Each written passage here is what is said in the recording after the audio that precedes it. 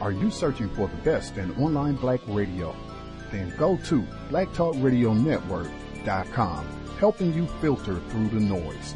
Real talk, black talk.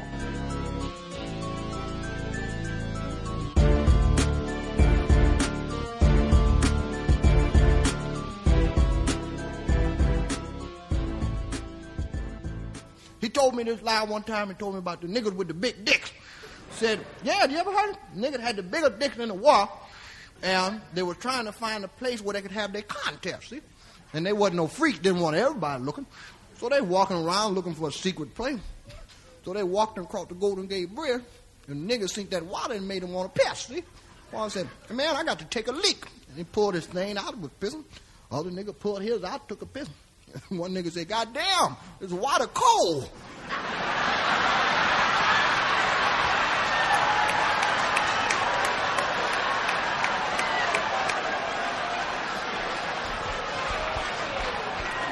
Other niggas say, yeah, and it's deep too.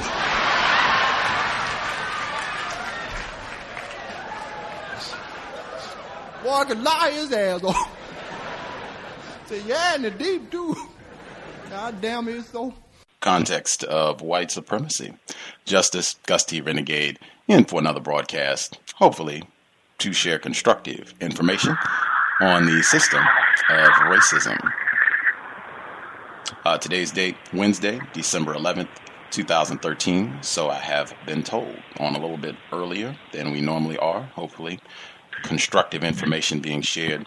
We will be back next broadcast this Friday, regular broadcast time, 8 p.m. Eastern, 5 p.m. Pacific. We will be doing timely, I hope, former president of South Africa, Nelson Mandela, his autobiography, Long Walk to Freedom, this Friday, 8 p.m. Eastern, 5 p.m. Pacific. Stay tuned. The sound clip you heard at the beginning of the program, the late victim of racism, white supremacy, Richard Pryor.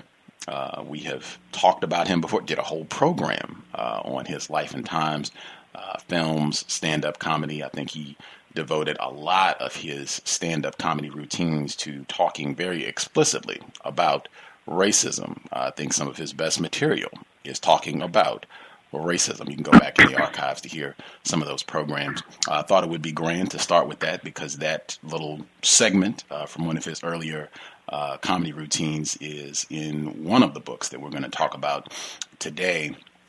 I found our guest on today's program.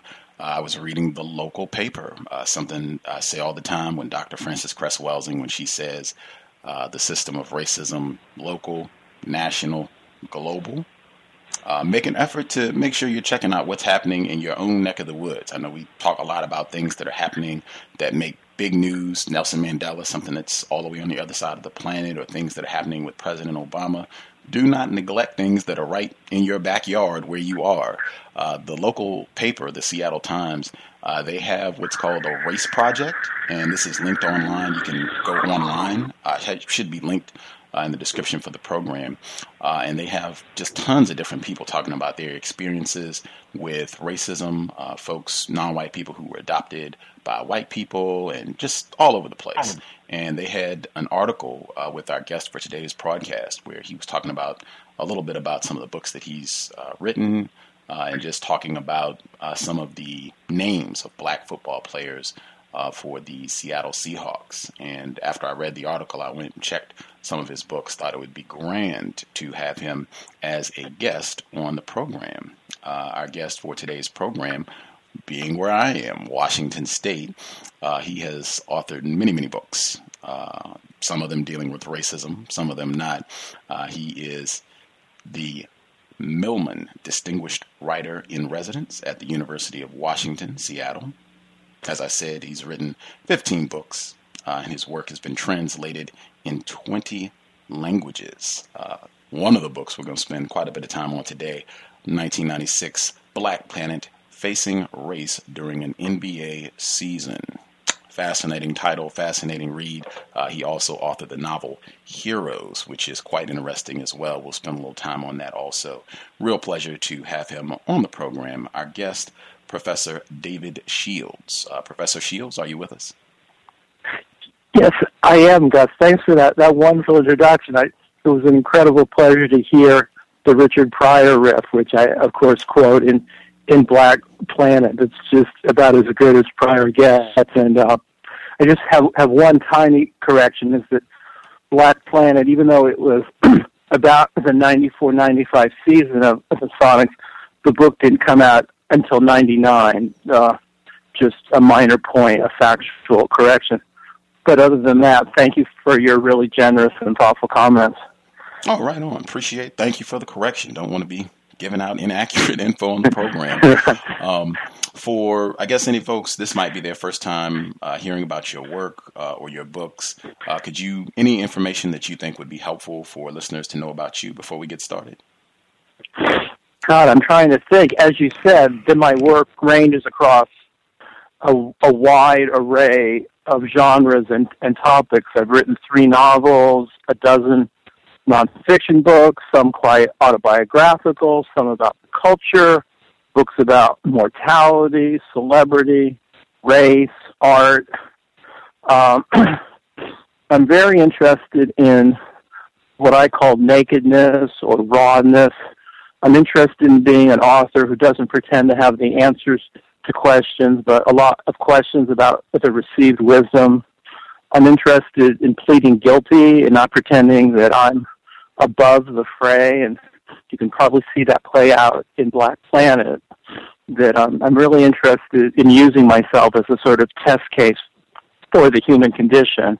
And that's a big strategy of which I use. The books are less about me than I hope using myself as a kind of metaphor for various things like mortality or race or death or art or whatever. So I'm hoping people might check out my work and find them provocative. The thing I want to do is wake people from their slumber and let them try to acknowledge their own human frailty and flawedness. Right on. For folks who have not seen you, and you can visit his website, davidshields.com.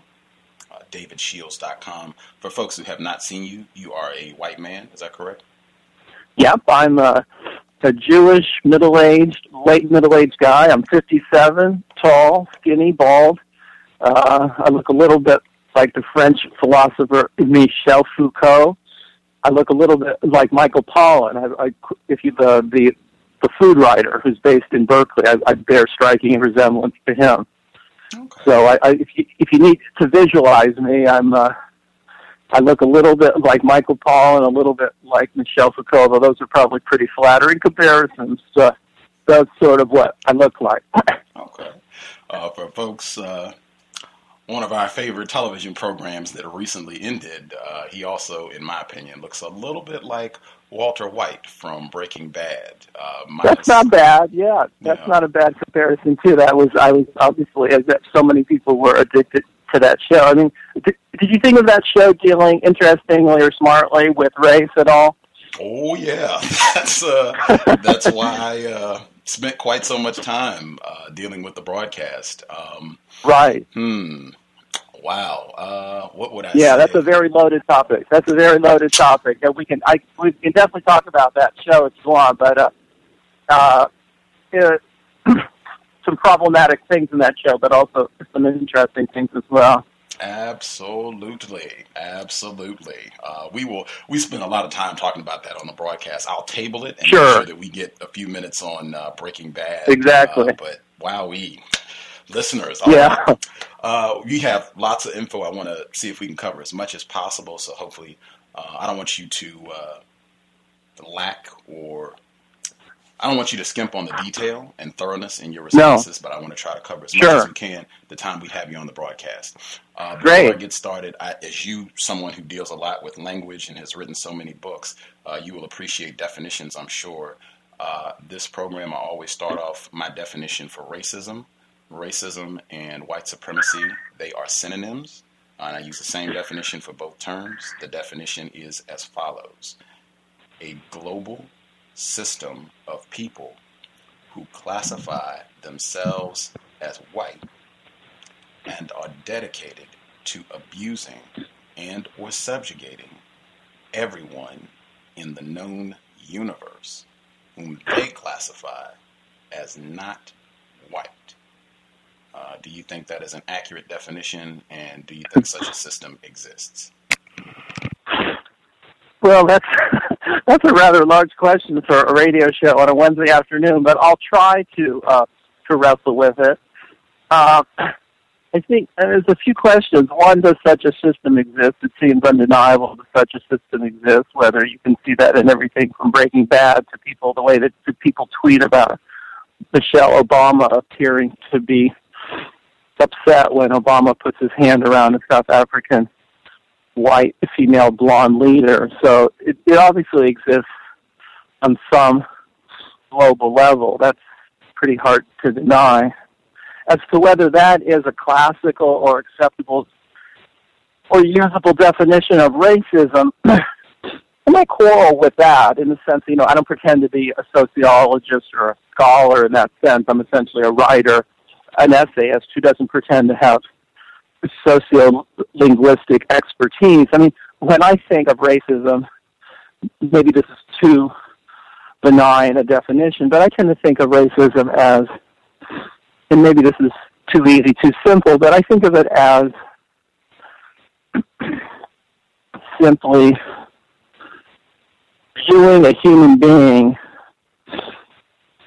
with prejudice and viewing that person's race as the only defining and pejorative aspect of that person. So that, for instance, if I were, a white man and I was looking at a black man walking down the street, instead of viewing him as a man or a human being or a person carrying a briefcase or an umbrella or a copy of Plato's Dialogues, I would view him as a black man, and I might project certain sort of fears and fantasies onto that particular black man. So that's what I think of as racism. Okay. And that might be too banal an observation. I'm certainly willing to play with your notion of what racism is. It seems like a possible way. I mean, could not a Japanese person be guilty of racism toward a Korean person? Could not a Chinese person be guilty of racism toward a Japanese person? Well, hang on, because you're pitching a lot of questions. I want to hop in here really quick. Sure, please do. I do want to point out that the question, is the definition accurate? That was not answered, and you didn't use the term accurate. I think you used a couple different terms. Is that plausible? I think you also said that you're willing to play with it, and I just want to insert for our listeners, we are very serious when we talk about racism because people die behind this all the time. People are mistreated behind this all the time. So this is a very serious topic for me as a victim of racism, white supremacy. I also want to point out this is just importance of listening. You said projecting fears and fantasies. I thought that was fascinating coming from a white man. I will ask, because with your definition, number one, you did not answer if the definition was accurate. Even if you don't agree, if you don't think it's accurate, that's fine, but you didn't answer. With your definition, would it be possible for a non-white person to practice racism against a white person? No, I don't think, there's this kind of odd mindset in which people think that somehow, to me, racism is institutionalized. And, if there's a black person who views a white person with a certain amount of prejudice, to me that is relatively meaningless. It's not meaningless, but it doesn't carry an institutionalized and social hammer the way that white racism does. So, okay. To me, it's not an equivalency in any way. Okay, and that's where I want to go back to the question about my definition of racism, because I think it's very important, definitions, and particularly having an accurate definition of racism, because people frequently, they attach a definition to racism as though everybody, white people, non-white Right. people, can practice racism. And I think when you start with that foundation, you have already started off from an inaccurate premise, and everything else that follows from that is going to be flawed because you have an inaccurate foundation, an inaccurate understanding of racism. And that's why with my definition, specifically, it is tying it, number one, to a global system. You're saying an institution that is individuals who classify themselves as white, who are all about dedicated to the abuse, mistreatment of individuals they classify as not white. So I'll ask again, do you think the definition that I gave, do you think it's accurate? I don't know. It's accurate, but not sufficient. It's part of racism. That I would agree that such a system is in place, and I would agree that obviously that millions upon millions of people have died because of it. As to whether that encompasses all of racism, I would say no. But it's an accurate but not sufficient definition, in my view. Okay. Do you have a more sufficient definition? I don't pretend to be a sociologist in that sense. I would just want to broaden it, that there are other aspects of racism. I mean, I think we have to have a language, I think, or a grammar, a rhetoric to discuss, say, I don't know, say, a Mexican national who views indigenous native Indian populations in Mexico with venom and prejudice. Certainly, would that not be a part of some notion of racism? I would think so. It's basically viewing people entirely through a racial or even tribal prism. Wouldn't you want to incorporate that into your discussion, Gus? I would want to make sure, as you said earlier, when you talked about white people practicing racism, white supremacy, they have a global hammer with which to operate and terrorize the people that they classify as not white.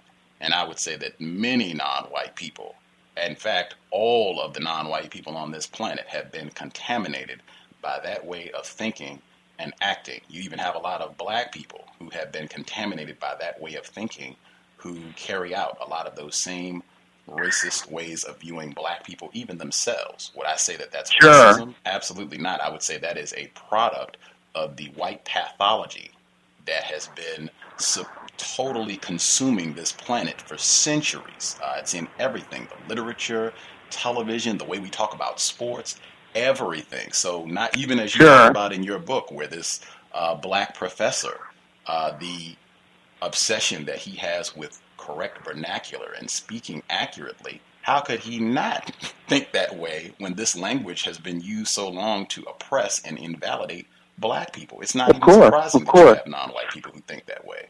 I do want to push forward, and again, as much honesty as we can bear. Have any non-white people ever accused or suspected you of being racist, to your knowledge? Certainly, and I even try to own it in the book. I mean, I don't try to.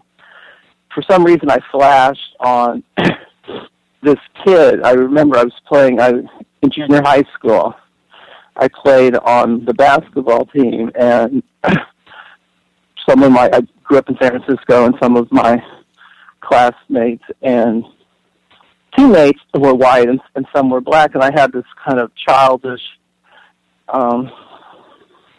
habit of adding ER to everybody's name. So, Dave became Daver, and Gus became Gusser, and it was just sort of one of those stupid 12-year-old things that people do, or especially I do. And there was a kid, an African-American player on the team named Nick, and I brilliantly called him Nick-er, and he heard it as nigger, and that wasn't what I was saying, and he was upset. And, I quickly apologized. My father worked for the poverty program in San Francisco, and he knew my father my mother was hugely involved in the desegregation of California schools, and I had a certain bona fides behind me that that just wasn't part of my MO, which isn't to say I'm not capable of racism, but that moment occurs to me.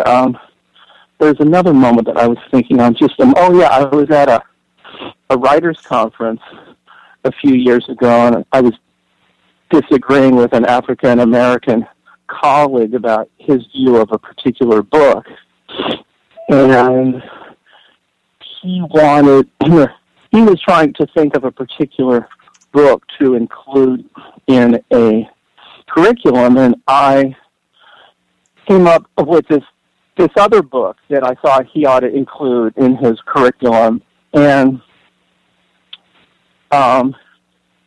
he quickly shot me down as the book wasn't to his liking, and then I sort of shot back an acerbic response, and then afterward he was quite upset. He thought I was questioning his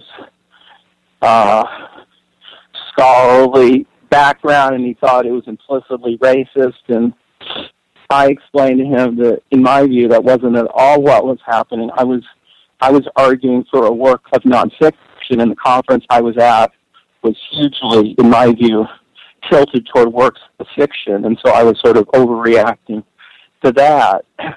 And I wrote him a long and I hope thoughtful letter, and I think cleared the air. But of course, I've been accused of that, and I'm sure I've been guilty of it. I think that's part of, as you say, the sort of global system of supremacy.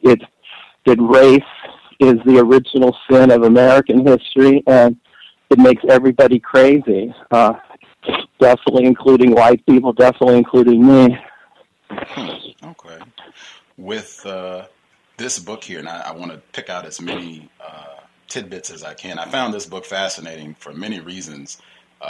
One, because I also closely followed the Supersonics team for the 94-95 season, even the next year, and the year preceding year when they got eliminated. Right.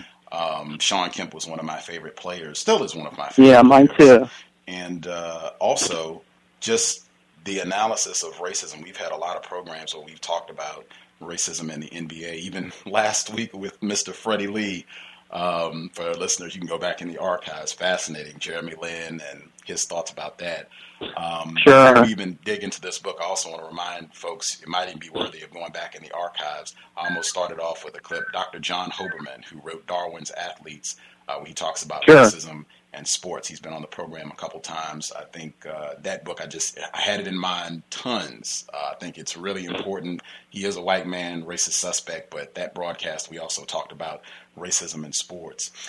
Your text, published in 99, thank you. BlackPlanet, Facing Race During an NBA Season. Why did you pick that title, BlackPlanet specifically? Why did you pick that title, and what were you attempting to do with this text? Well, it comes from the Public Enemy song, or the Public Enemy album, Fear of a Black Planet. I forget if I actually quote. It's been, the book came out, my goodness, 14 years ago. I haven't reread it for quite a while, but I forget if I actually quote the Public Enemy song, or in 99, if most people would recognize the Public Enemy allusion. But, Public Enemy is a hip-hop group that mattered and still matters a lot to me. And Fear of a Black Planet is just an amazingly powerful term, and it is, in a way, it expresses the core of that book, that basically I was and am fascinated by the way in which sports, I think, in this amazingly interesting way, is used as a kind of funhouse mirror in which America tries, not very successfully, to deal with race. That American football is dominated by African American athletes, and even more so basketball is. And, basically a discussion of reparations and race and slavery has never really happened in America, but in in this one area, obviously the owners tend to be white almost exclusively, and even the GMs and coaches overwhelmingly are white. But overwhelmingly the stars are black, and I'm just fascinated by the ways in which fans, media, coaches have a very toxic mix of reverence and repulsion towards these athletes. It's just so interesting. I just find it an amazingly rich anthropological dig that I can turn on sports talk radio, and I feel like in 10 minutes I learn more about the American psyche than a week of NPR, because these fans, and I don't mean to pretend I'm somehow more evolved than the fans, but I am listening as a kind of anthropologist. Fans are expressing just alarmingly revealing feelings about race. It's just so interesting. And I think athletes, like hip-hop artists, are playing with that white guilt, that white liberalism, that white reverence, that white cartoonizing of black athletes.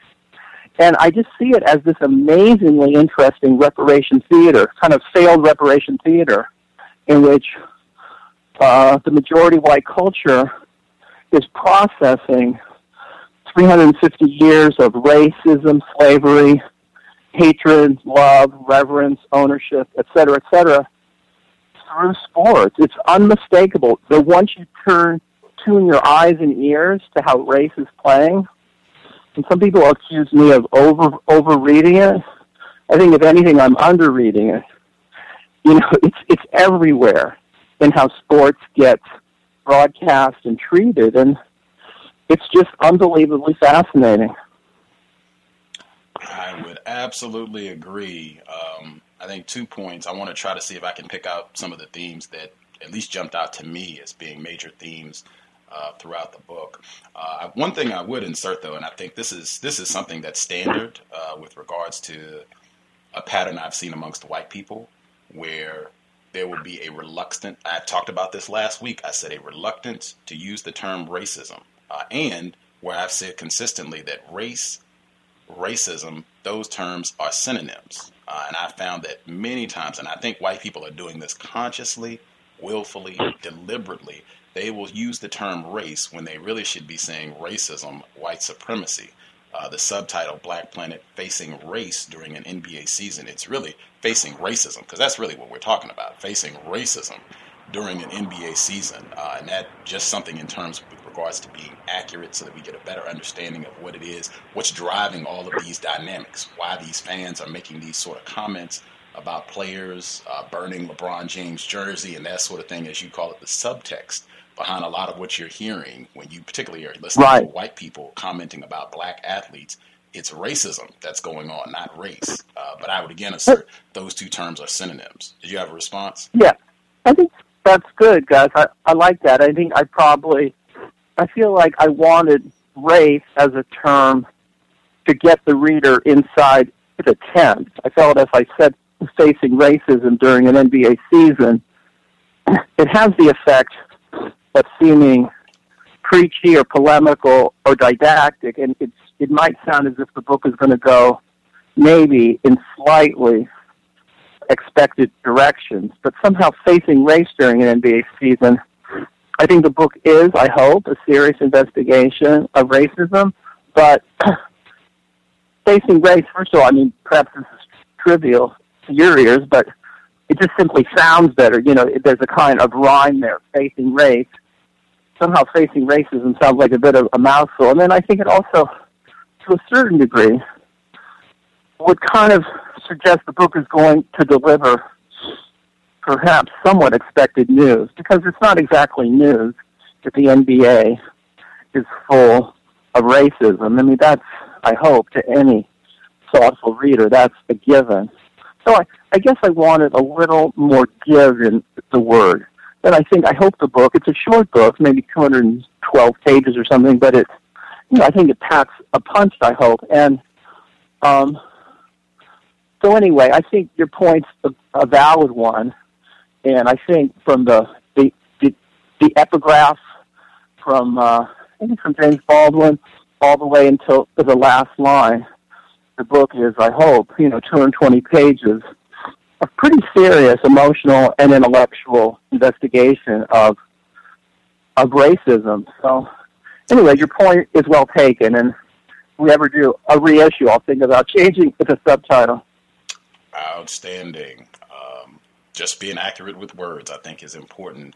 And Definitely. I think this goes to the title. In my view, this is a major theme of the book. I'm kind of starting off early with this because it goes to the title, and I'm glad that you brought that out on your own, the connection to Public Enemy's album, Fear of a Black Planet. We talked about that album before. Dr. Frances Cress Welsing, mentioned her name for folks in the D.C., Maryland, Virginia area. Her workshop tomorrow, Thursday evening, 7 p.m. Eastern. You can go hear Dr. Frances Cress Welsing. And if you do, you can mention this program that you have a white person titling his book, BlackPlanet, Facing Race During an NBA Season. Public Enemy's album was influenced by the work of Dr. Frances Cress Welsing. We've had Professor Griff on the program a couple times, and he talked about how reading her work prompted them to talk about race and racism the way that they did on that particular project.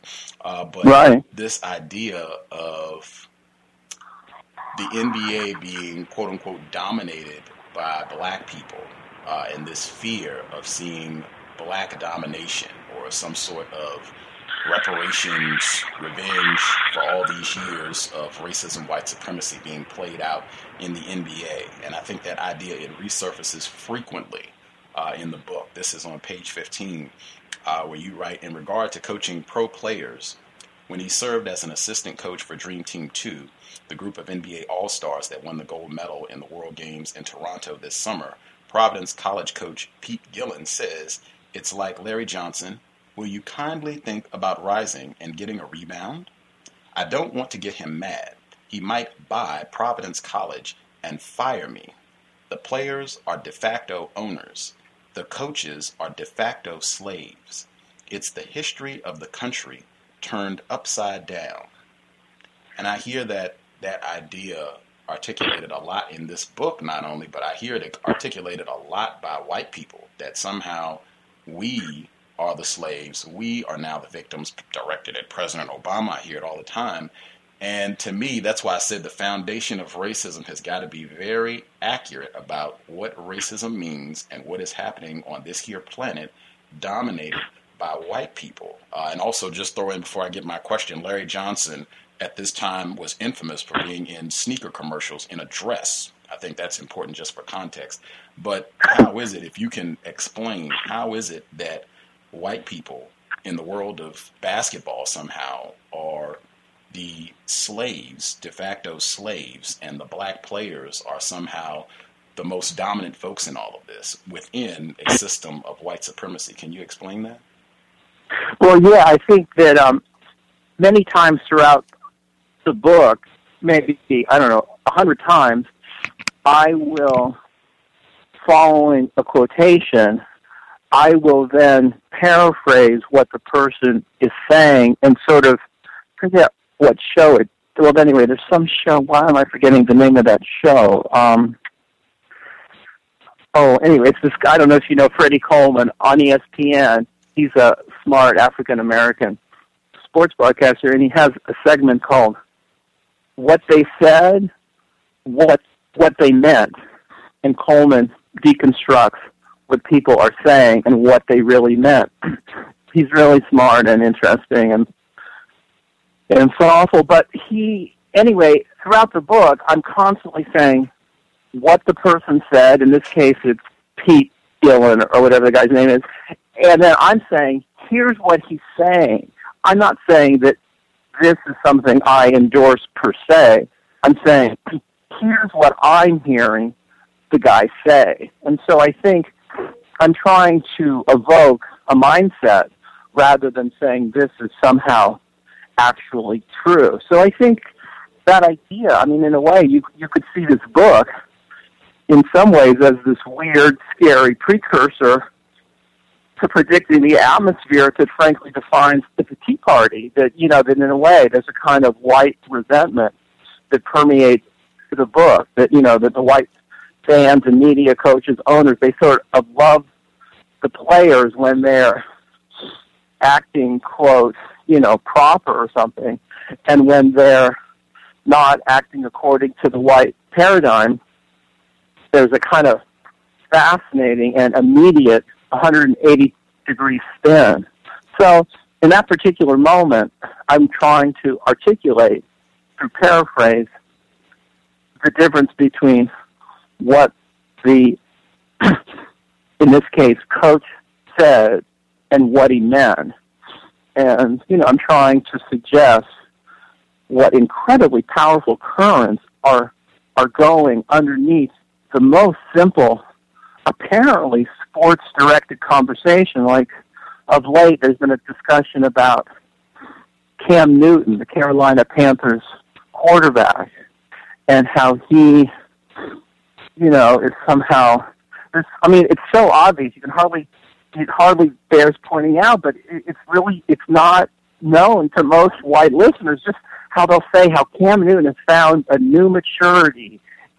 And I was hearing Phil Simms, the football broadcaster, at one point talking about the difference between, the little cherub Drew Brees being, a model citizen versus Cam Newton, who was immature, and it was just the most obviously racial-coded invective. And a lot of my book is simply pointing out how that plays out and poisons the well. And in this particular moment, I was trying to suggest what powerful historical currents were flowing through this coach's apparently supposedly humorous comment. Okay, I want to hop in right there. Number one, because in my view, the pattern again, when you were sharing about Cam Newton and Drew Brees, both playing the quarterback position, where you said that this racial, and I would say it's racist. And I would say, in my view, no white person could honestly tell me that white people are oblivious or unconscious of the racist statements they make when they talk in that manner. Because white people, this is an infamous racist joke. We've talked about it on the program all the time when football. What do you call one white man and 10 black guys? Quarterback. Infamous racist joke. Most of the white people that I talk to, they've already heard it. And what's embedded, the subtext of the joke is the white man is supposed to be in charge. It doesn't matter what we're doing. Football, CEO of a company, whatever, the white person is supposed to be in charge. And I mean, white people talk about it in football. Sure. The position has been reserved for quarterback because black people are too dumb and ignorant to make those sort of smart decisions and don't have the brain necessary to be a quarterback or to do anything that requires thinking. All they are is run around, a lot of muscles, a lot of emotions, can't think. So in my view, white people, they can't even make that statement to say that this is really conscious racism where they can make these sort of racist comments. And it doesn't get thought of, or at least most people won't pick it out in that way. And it happens all the time. Even Rush Limbaugh, I think, got thrown off ESPN for making similar comments about Donovan McNabb, not quite measuring up as a quarterback. But before I digress, you said that you're interpreting statements. When I said about this book's white, it's been inverted somehow. Black people dominate in the NBA, and white people are slaves. I mean, that's what you said. White people are somehow slaves. White people are somehow beholden to black people in the NBA. And you said that this is you analyzing what other white people are saying or how they're feeling. And I would say I do not agree. I think you express that view consistently in the book. In fact, it's in the title of the book, which you chose. And I would even pick out some of the other passages where you talk pretty consistently about how Detlef Schrempf, former NBA player, white male, how he didn't get calls because he was a white person. This was not someone else saying that. This was your analysis, watching these games and saying he doesn't get calls because he's a white guy. And this is somehow making up for racism, white supremacy. You have another point. This is on page 178. You're talking about Dana Barrows, who also is a former black player in the NBA, used to play for the Sonics. Let's see. You say, Or actually, I can even give the quote for Deathless Shrimp, because it's, like I said, it's ubiquitous throughout the book. I think it's one of the main themes. 178, this is where you're talking about Deathless Shrimp. The Sonics miss nearly 2/3 of their shots. Payton and Shrimp shoot particularly poorly. Gill doesn't play or even show. The Suns win. Shrimp is in foul trouble most of the game, about which Carl says he hears a great player getting rookie calls in a big game. I'm dumbfounded. No, he's not. In Shrimp is gathered the reverb from a racist society cordoning off one arena in which the people it has oppressed will succeed. And you have many sections in the book where you talk about Deathless Shrimp not getting calls because he is a white person. You have another spot in the book where I think I assert this is you. This is not you just doing an interpretation of other white people talking. Where you're talking about Dana Barrows, as I said, where you're supposed to be doing an interview with him about NBA and what have you. I'm skipping down bottom of page 90.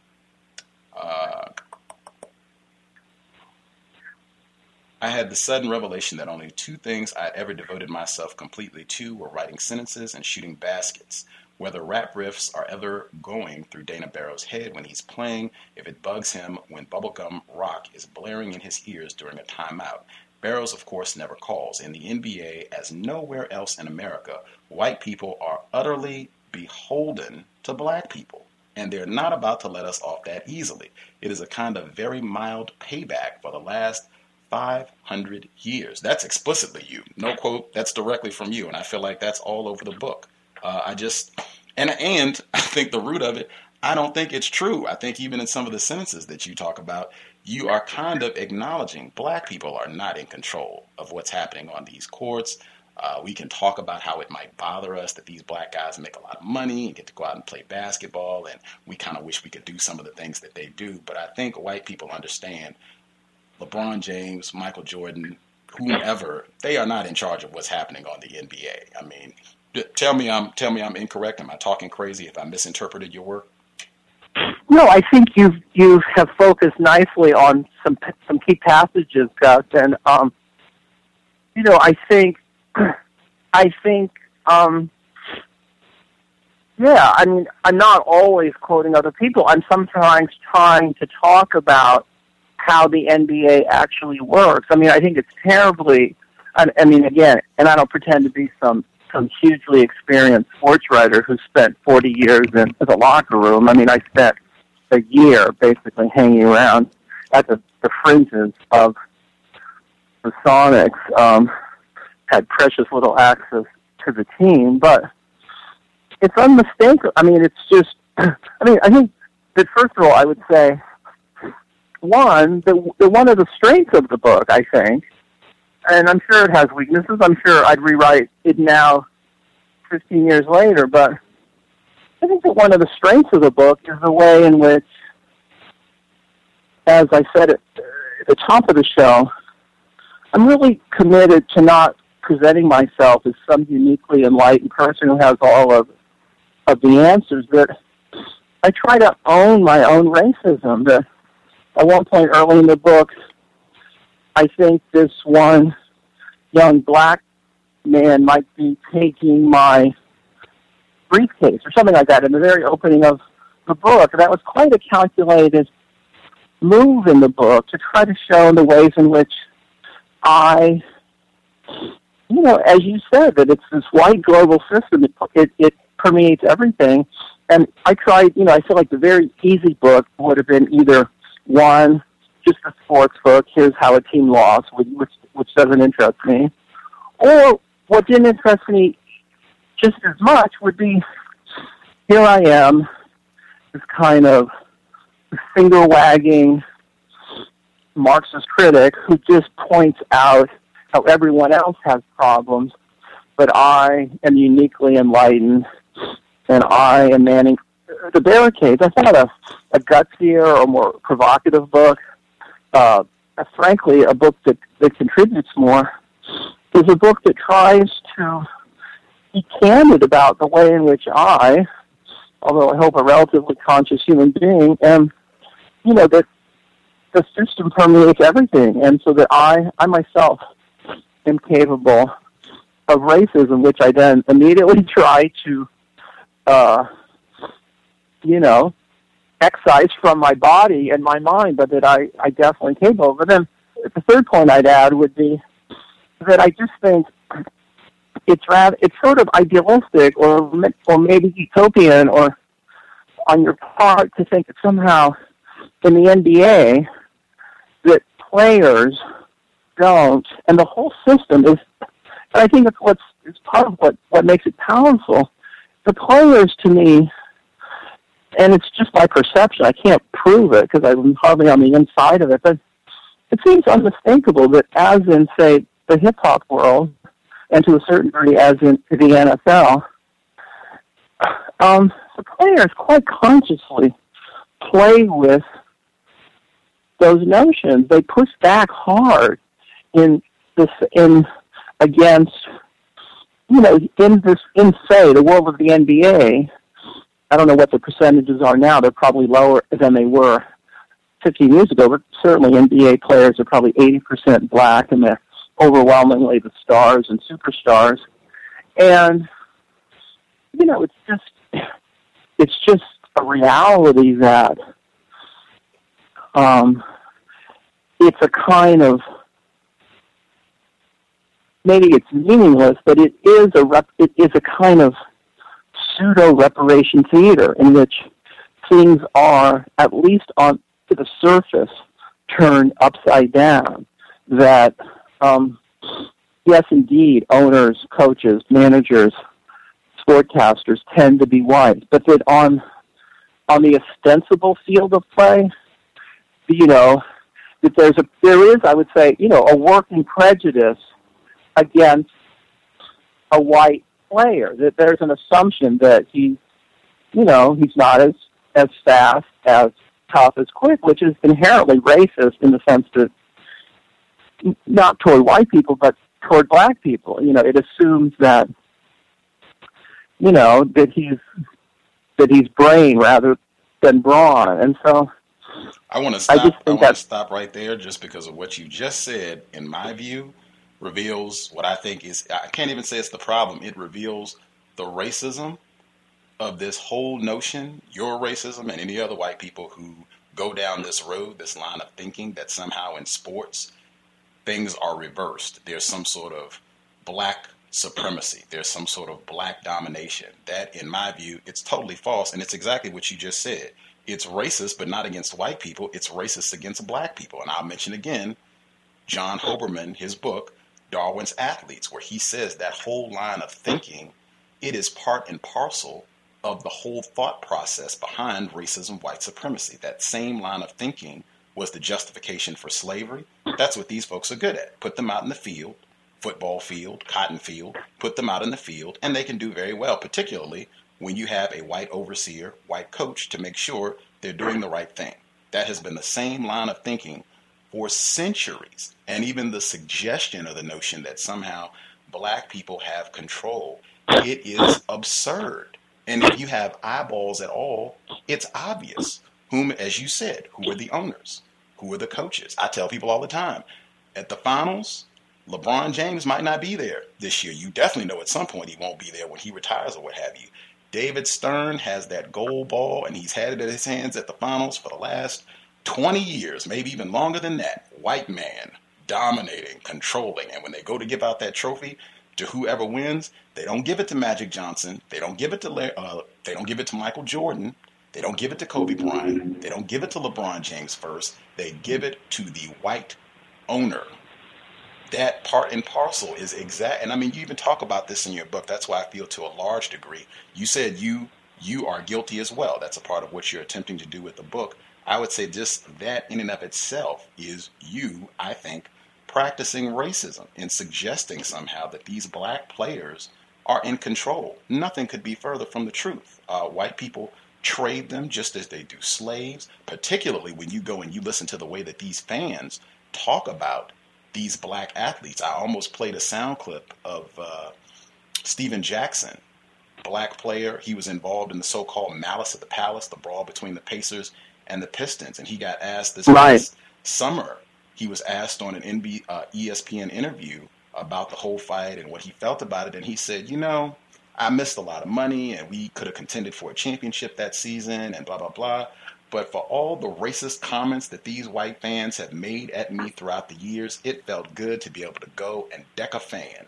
And I said, man, I almost played that to introduce the program today. And I would just go back to your book really quick. This is on page 66, where you're writing, and again, I say, this is you. This is not you passing it off on someone else. I think that's something that white people do as well, where they evade, where it's me. This is my practicing racism, where they try to throw other white people under the bus or attribute racism, white supremacy to other white people. This is on page 66, where you write, a friend in the English department is renting her house next term to a black novelist from the Bay Area.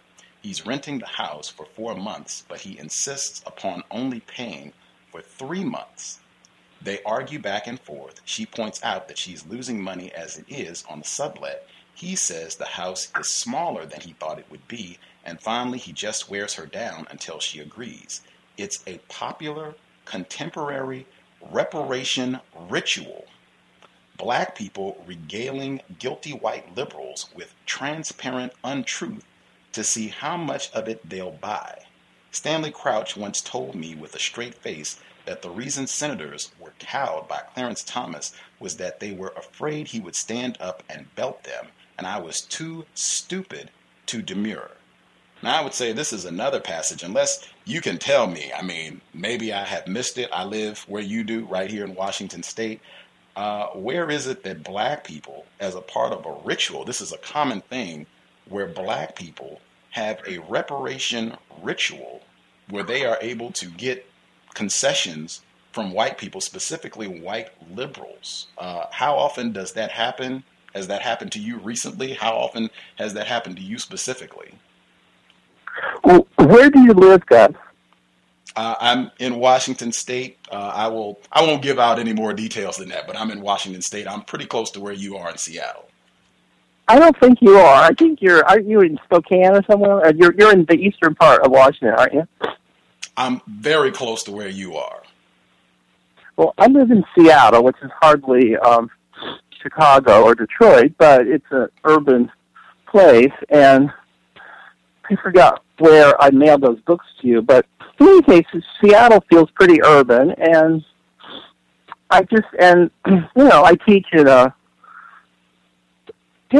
university, and Let's get direct to the question, because the question is, I want to know specifically how often, and I spend a lot of time in Seattle. I have spent a lot of time at the University of Washington. I'm very familiar with your campus. I've been to Odegaard. I've been to Suzzalo. I know Allen Library. If you tell me which building you're in, I've probably been there. I'm very familiar. Right. I've hung out under the cherry blossoms in the springtime and look forward to doing so in 2014. So I want to know specifically, when was the last time a black person, because you said this is popular, when was the last time that a black person carried out the so-called reparation ritual to get some sort of concession from you that was not deserved? Well, it definitely happens. I'm trying to think of, I try to mention, I think it's part of a kind of meaningless public theater that obviously it pales in the light of, I forget if I meant it pales in the light of global institutional racism, and that's what gives it, to me, its sadness and its violence, is that it's a kind of meaningless surface, payback that carries no global institutional power. I forget if I mentioned in the book this, for some reason, the moment I'm thinking of, I forget if, this goes back a while, so I forget if I talk about it in the book or not, but stuff like this happens to me. I don't know if it happens. Can you tell? No, yeah, I'm not a white person. And you said, you mentioned a moment from the book, and this book, as you pointed out, was published in 1999, and you were actually writing about events from 94, 95, so this would be almost 20 years ago. You said that this was popular, so this should be something that happened this week, something that happened this month, but something that happened this year. I wrote about it in 95, 96, and the book came out in 99. I'm trying to think of things that, this is the kind of moment that, to me, happens plenty. I'm trying to think of The 2000s? You know, Can you think of something in the last 13 years? For some reason, you know, it happens to me on a for instance, I think of an example that to me is a good example of it. Well, pretty recently, that writers' conference moment I mentioned you was very recent, 2 or 3 years ago, in which, you know, it's what's called, you know, playing the dozens, you know, and it's just. No, you said it's a reparation ritual. That's the term that you use specifically, a reparation ritual. Yeah, and I do think that. And wait a minute, the example that you're saying that you gave us at the top of the broadcast about this writers' conference, you said you suggested a book, and the black person, he didn't agree with the book that you suggested. You said you wanted to suggest a novel, and he didn't agree with your book. That's not, he didn't get anything from you. There was no concession. He didn't get any money out of that. He didn't get a contract to write a book or anything. He didn't get a reduction in his mortgage or anything. Where was you would have to tell me, because reparation implies that you get something, right? That's what they talk about. When There are degrees of reparation. There's a kind of psychic reparation. And I think, you know, I would say even the interview that we are conducting now, in the sense that, you know, is this a civil conversation? Sort of not. And I think even the tone that you're adopting this very moment is weirdly accusatory and preemptory and sort of self-righteous. And, well, hang on. I want to stop right there. You said you wrote this book to acknowledge and admit your own flaws. You said that at the beginning of the program.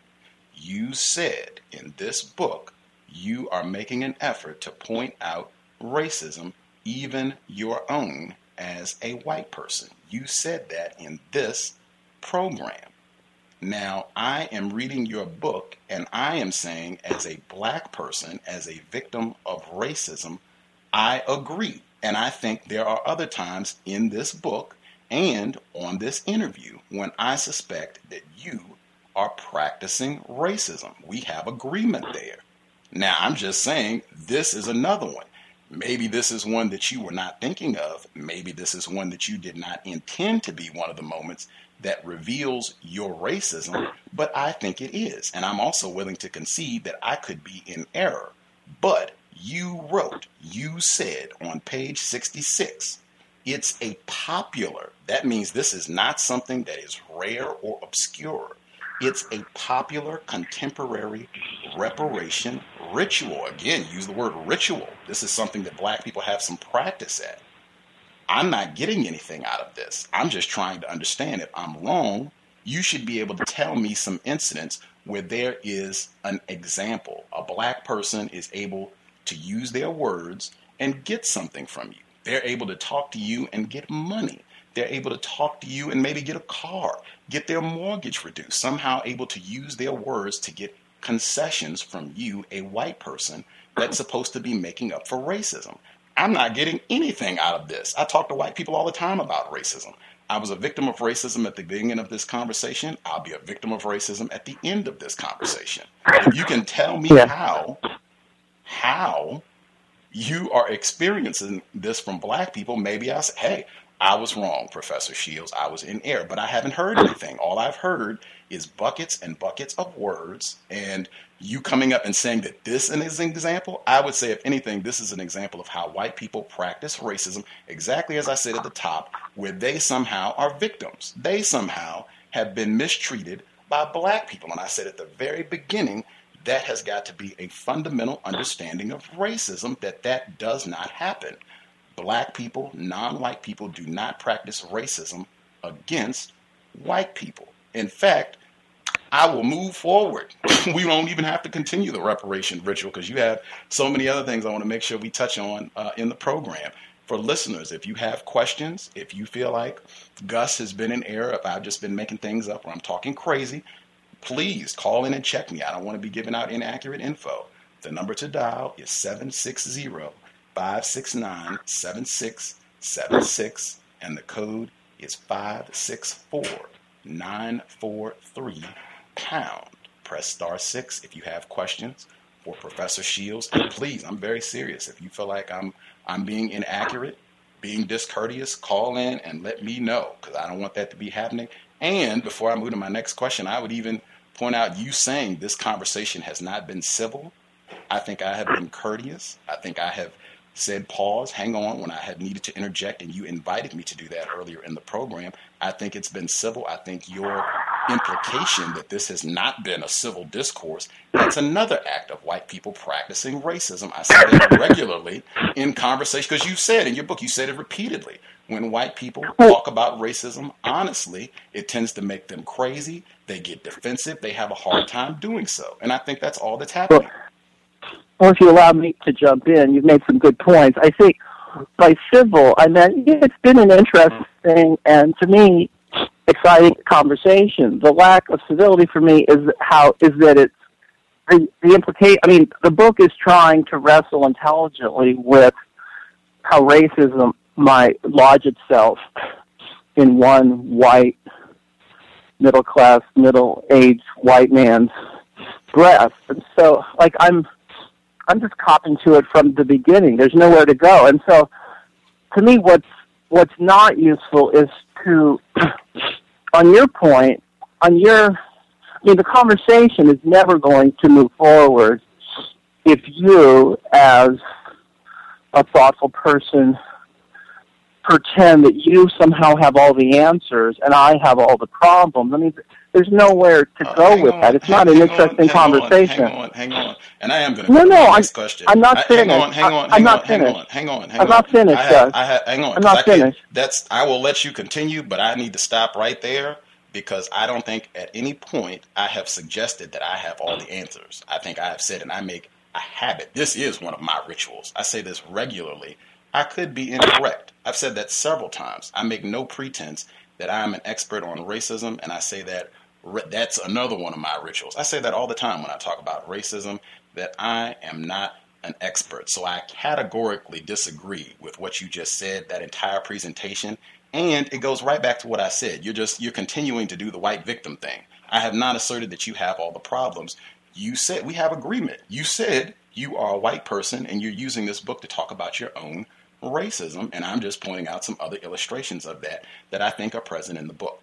Now, I am going to move to my next question. If you can make a point of referencing where you were going to continue with that thought, I will make sure you have time to do so. But I think that's another way that white people practice racism, to dominate conversation, not let you get your questions off. Now, you have on page 28, this is another theme that I think is dominant in this book, and I see this every day from white people. I go to a local coffee shop, and I hear it's a collection of white males. If I had to guess, I'd say they're in their low 20s, maybe college age white males. They go play basketball, and then they come in and they talk about either NBA basketball, NCAA basketball, or the game that they just played.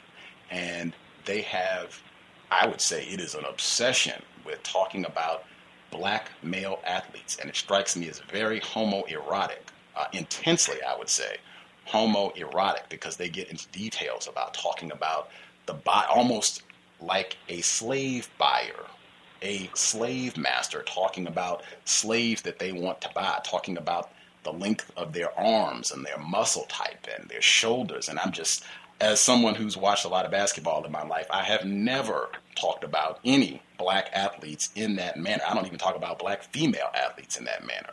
And I see a lot of that in this book as well, and I think you talk about some of that explicitly. This is on page 28. You say, one of the surprises to me of adulthood is how important money is. The degree to which feelings in a marriage flow through money. Feeling guilty that I'm going to be gone so many nights over the next 6 months at Sonic's home games 40 miles away in Tacoma. I spend too much money on Lori's birthday, e.g. buying her a Coach bag. She feels appreciated. She gets dressed up. She looks great. We go out to dinner. We make love, though it's not quite the right term. It's more like fucking, a rough physicality that I realize later is my attempt to imitate the athletes I spend so much time watching and thinking about. And you have several points in the book. I'll see if I can read some others. You have several points in the book where you talk about these athletes in a very sexualized manner. And it seems like that's something that you were doing consciously. Is that the case? And do you see this, I guess, regularly? Is this a ritual, or is this a pattern that you observe among many of the white fans who are partaking of black athletes, NBA or otherwise? No, I think you are choosing good passages. I mean, you're choosing key passages which really resonate. It could be that we are reading them slightly differently. I think you are honing in on, to me, the really revealing passages. I think, for me, the way I push back, and I hope a civil and respectful way, is just that, I think you're giving me way too little credit. I mean, I think in the sense that a passage like that, I am so consciously inserting that passage into the book.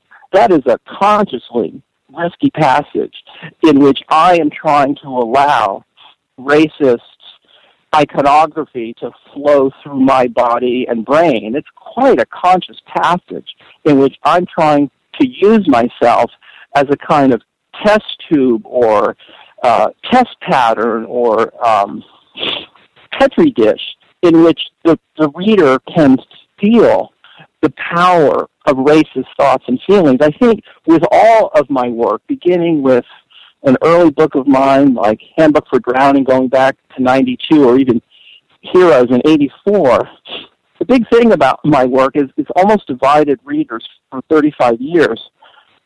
Some people say, oh my God, I can't believe David Shields is saying these things, and he's neurotic or racist or obsessive or death-obsessed or whatever their critique is of me as a flawed individual.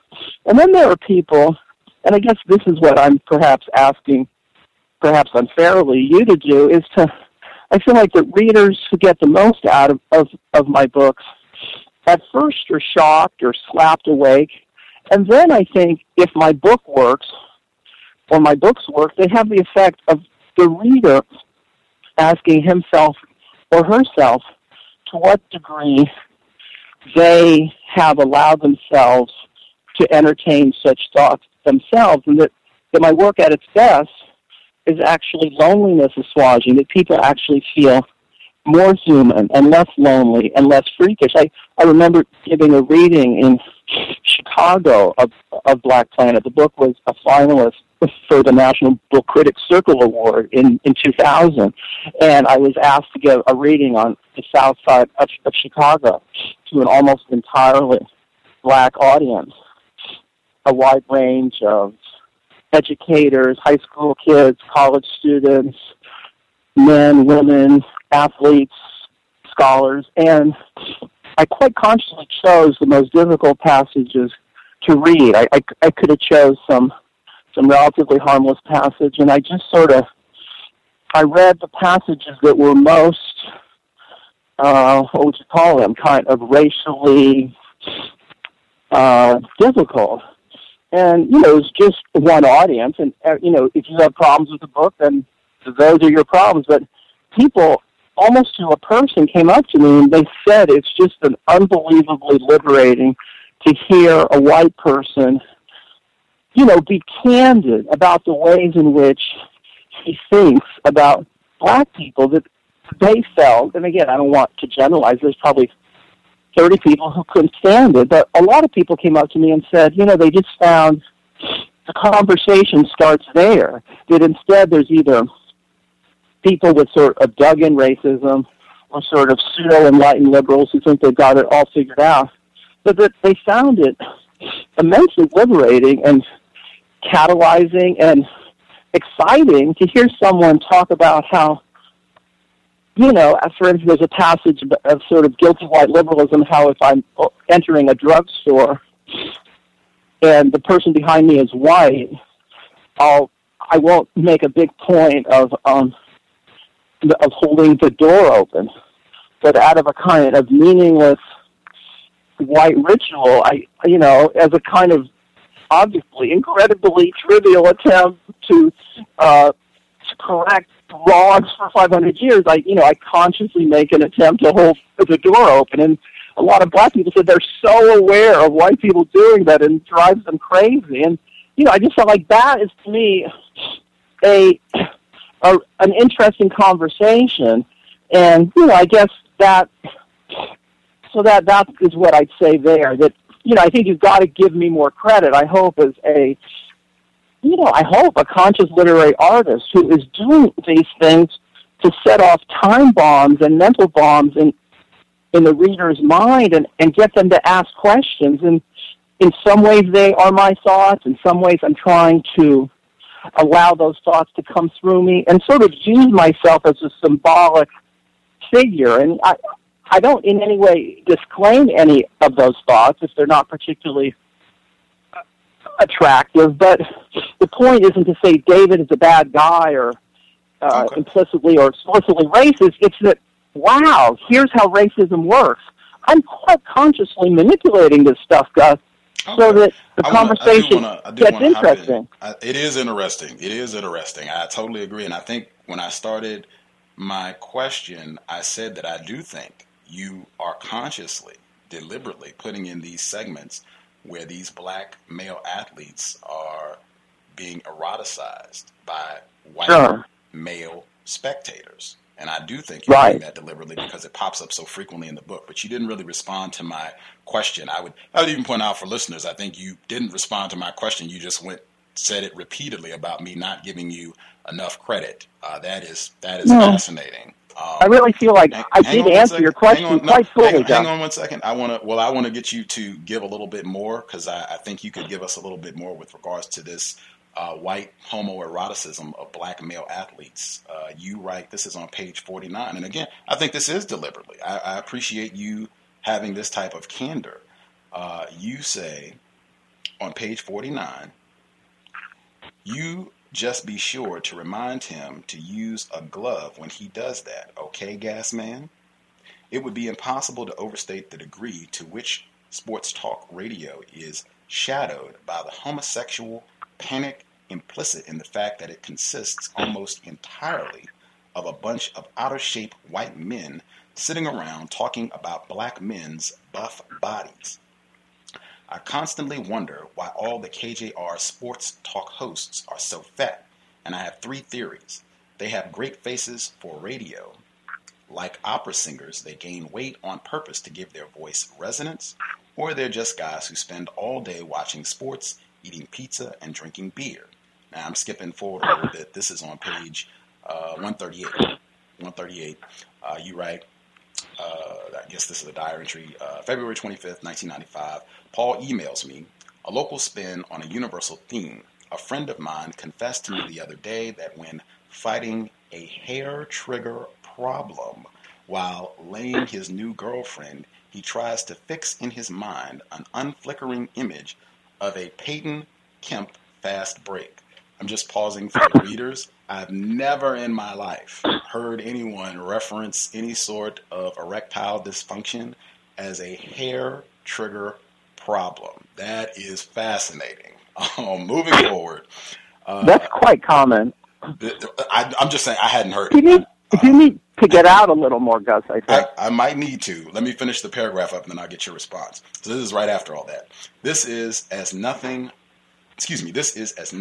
Recently, under the covers with Lori, I couldn't quite come. I thought about Charles Barkley saying he likes his teammate Kevin Johnson and that the only difference between them is Johnson likes to attend church while he, Barkley, prefers going to strip clubs. I imagined Barkley at a strip club. Then I came. Now, I was going to stop there, but when I looked, immediately, if you're just going right down the page, the immediate next paragraph is a very buff black man in a skin-tight running suit was jogging down my block the other day. He goes on to talk about this interaction between this black runner and a bus of middle school children. Passages like these, that's what I mean about this. It is intense. Like I said, I believe you. This is conscious. This is deliberate. And I'm hoping you can unpack this further to be in a world where I think we agree there is racism, white supremacy dominating the planet, where you have white people who, even like yourself, you admit it, who have this racism, but they enjoy fetishizing these black male athletes. Can you unpack that a little more? For me, that is fascinating. I cannot imagine being in bed with your wife or with a girl, period, girlfriend, whatever, and what helps you achieve sexual climax is thinking about muscle-bound, sweaty black males. That is astounding. Can you help me unpack? And it seems like it's not just, it's other people. You're talking about your friend Paul and these guys on the radio. Can you kind of help me unpack that a bit more? Oh, thank you. I mean, again, you are either the world's best reader of the book or the world's worst reader, or some combination of both, but you definitely are focusing beautifully on the incendiary passages, so I really appreciate that, and you are obviously raising this to a level beyond if the Sonics made the playoffs or not, but yeah, I mean, I think you've unpacked it pretty well. I'm trying to think of what to add other than let's see, we had the passage about hair trigger, we had the passage about the buff runner, and then we had the passage on Barkley. I guess for me, again, I would say, it's 15 years ago. I don't know whether I literally experienced these thoughts or feelings. I wanted to make sure, to me, the David Shields character in the book, or the David Shields narrator, the author, the speaker, is a kind of, I don't know what, a kind of perhaps my worst possible self or my most problematic part. I could have easily written the book in this very harmless way so that, I came off as this wonderful guy. That's really easy, but I wanted to push it. I think, to me, the one point that you haven't touched on is, I think, the ways in which, and I think this really goes to the strip club, to all that stuff, is the ways in which white people tend to, again, it's a great generalization, but it's often true, and it's a part of this whole dynamic. They tend oftentimes to stigmatize or exoticize black people as cool in a particular way, that is to say that they're bad, and I think to a certain degree, it's obviously an endlessly complicated thing, because on the one hand, I think hip-hop singers, black comedians, African-American athletes, kind of send that back to white audiences in a complicated way. But I think for me, what's interesting for me is the ways in which I try to show how kind of domesticated white males, including myself, try to live a quote-unquote psychically dangerous life through their imaginary identification with what they want to think of as troublemaking black males. It could be that troublemaking is as harmless as going to a strip club or trash talking as you run down at the court. I mean, I think it's not a coincidence that in the book I try to explain how, as a kid, I had a very bad stutter. And you might even hear tiny glimmers of it in our conversation. And I don't think it's a coincidence that I hugely dig Gary Payton specifically for his motor mouth. He's just quite the talker. And it's almost like he makes the plays almost as a platform to make unbelievably funny and cutting comments. And so I think the element I'd want to add to the discussion, which probably makes it even more dicey or problematic for you, is the ways in which the white people are hugely invested in portraying black people in their mind as, quote, bad. And that's sort of where it gets interesting, because I think then there's this whole thing, as you well know, of pressure within black communities, to not speak sort of white English, that whole thing. And so that it becomes complicated, by which white people endlessly, quote, want black people to be bad, because that sort of reads as cool. And then the moment the player is, quote, really bad, then the white player says, oh no, I wanted you to be bad only on the ways in which I wanted you to be bad, which is kind of pretend bad. God forbid that you miss that slam dunk. And so, I really try and get in there into some really weird psychic stuff. And to me, it's not so much about sweaty black bodies as this crazy investment and disinvestment on white people in black badness. That's, to me, the major thread of the book as well. I would agree, but I would push back. I think black sexuality, and I think even that, it's black sexuality is seen as quote-unquote badness, but it's something that white people are intensely obsessed with, something that they want to experience. In fact, I can just stop and read. This is on page 61 because it's not just limited to black athletes. I think it extends to black people, period. And I would reference not only the condom ad that you have in the book where it's two black people where they're promoting these condoms. I would also push, because I have spent, and I am very close to Seattle, and I do walk by that Jimi Hendrix statue in Capitol Hill on a regular basis. This is on page 61 where you write, Paul again faxes me a column of Susie Bright's about Jimi Hendrix from a new magazine called Future Sex. Future Sex? He was, as they say, check this, a fucking genius. Even when I looked at that again, like, wow, perhaps not the way, and this is a quote, so this is not you, but even that, a fucking genius, as though he had some extraordinary bedroom skills. I idolize him not only as a revolutionary guitarist, but as a revolutionary.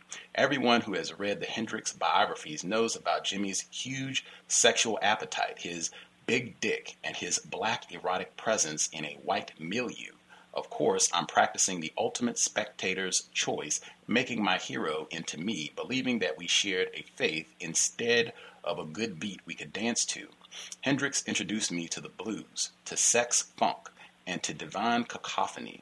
If I hadn't been 15 at the time, I could not have hung my political and erotic identity on his hook, but I was. I fantasized about fucking many rock and roll stars, but I've never again had the feeling I got with Hendrix that I could fuck the whole wide world. With Jimmy, you could love it and leave it. The two philosophies were not exclusive. He carved an axis bold as love and left me, and a lot of others, spinning in it forever, end quote.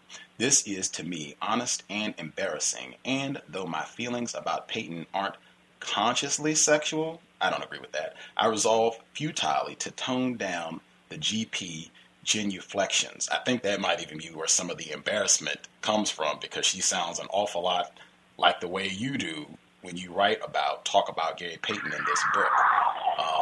So see, that to me is good in the sense that embarrassment is where stuff gets interesting. Like, I don't know, like, to me, that's, if it takes you deeper into the American psyche, into the white psyche, into the male psyche, I mean, like, great. I mean, like, it's supposed to be embarrassing. It's supposed to be difficult. I mean, it's, I don't know what to say. I mean, I think, again, one thing I was thinking I wanted to pivot to, rather than us endlessly hitting the same impasse, I mean, I guess this is an easy move, but don't you think that part of the reason there's such hatred of Obama among Tea Party folks and other such folks is, I tend to see it as there are people who have trouble imagining, or they have trouble when they think of Obama having sex in the White House. Wow, that is fascinating. I would point out, in my view, that is a part of the white racist pathology, this obsession with the black genitals, whether it's white people cutting off the testicles of black males, and the obsession, white people talking about First Lady Michelle Obama's derriere. I've never heard white people talk about George Bush, Bill Clinton, talking about, well, Bill Clinton, you'd have to say, well, yeah, I did hear a lot of that with the whole affair thing, but I don't recall people being upset sexual intercourse being had in the White House other than Bill Clinton. I don't even remember people being angry. Not that I was alive then, but I don't recall people being angry when they talk about JFK and the affairs he is reported to have had. I don't remember really people talking with anger about that. That is fascinating to me. And I think Go ahead. No, go ahead, Gus. You were finishing us off. I was just going to say quickly, it reminds me a lot of your book and what I'm saying, this obsession with black sexuality, just pathological in my view. And a big part of it is racism. I think a lot of times we get confused into thinking that white people, they really want to have sexual intercourse with black people or admire black bodies. And I don't think that's it at all. I think that's another aspect of the racist pathology and wanting to control and dominate black bodies, even sexually. And I think that might be what's going on with the thing that you mentioned about the White House, where people are upset that these black people are having sexual intercourse in the White House. That is fascinating to me. Go ahead with your comment, Professor Shields. No, I forgot where I was going to take it, but just that, I would say, again, just to clarify, this is not my particular obsession. I mean, I'm willing to own any embarrassments in the book that are revealing of the wider culture. I would just say, just as a general thing, I mean, the point is to deepen the conversation and just to label everything pathological. It doesn't really get us anywhere. Like, it's more like, for instance,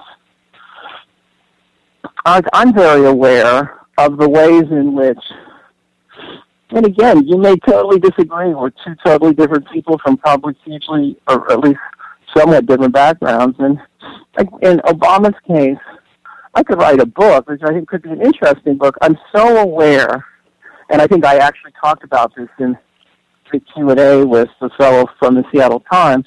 I think it's in there, where I talk about how I'm so aware of Obama's incredibly complicated body language, the way that he consciously shapes a cultural and racial conversation around his body. Like, just to take the most obvious example, but it's virtually daily. Like when he's singing like an Al Green song to a particular group, and he hit a couple of notes with a certain amount of verve, and the audience, I think Stevie Wonder might have been in the audience, and people were really loving it.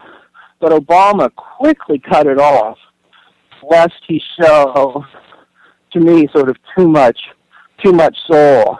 And I can feel that in almost his every gesture. I mean, it's so interesting how, to me, the history of a country, is written in every pore of Barack Obama's body. And I can feel it in how he consciously moves back and forth between different idioms. And you can call that racist if you want, or you can try to call it trying to understand how the culture works. And I think, I just think you are digging yourself, in my view, into a very tiny hole if everything that comes your way you kind of have in this relatively predictable box. And, you got to, I don't know, be willing to entertain a new idea rather than just have these easy labels for me, white, black, pathological racism. I mean, do you agree with me, Gus, that Obama's body language is just immensely revealing and culturally loaded? I think the interpretations that people have of him are very loaded and reveal a lot about the system of racism, white supremacy, and the way that he responds to that, and the way that he, I would say, performs as president under a system of racism, white supremacy. It reveals a lot, as you say, the term, it is loaded about the system of white supremacy. There are a couple points from the book that I want to get to, and I had a comment on heroes as well before we ran in, and some people had questions, so I'm going to try and roll quick through as many of these as possible. I have a question, but I want to read this paragraph attached to the question. This is on page 190, where you write, in an Amsterdam sex shop a few years ago, I watched a videotape that consisted of nothing but a blonde woman repeatedly fondling and kissing and stroking and posting up and down on and generally worshiping an enormous dark-colored dildo. One could feel in the woman's impossibly worshipful gaze how precisely the tape had been niche marketed for consumption by dark-colored men all over the planet. When I read this, it reminded me of the earlier passage in the book where you talk about being in New York and putting a quarter in this kind of peep show window where a black female and a black male were having sexual intercourse, and the black female swatted you. You thought the window was down, and it wasn't. She reached out and swatted you.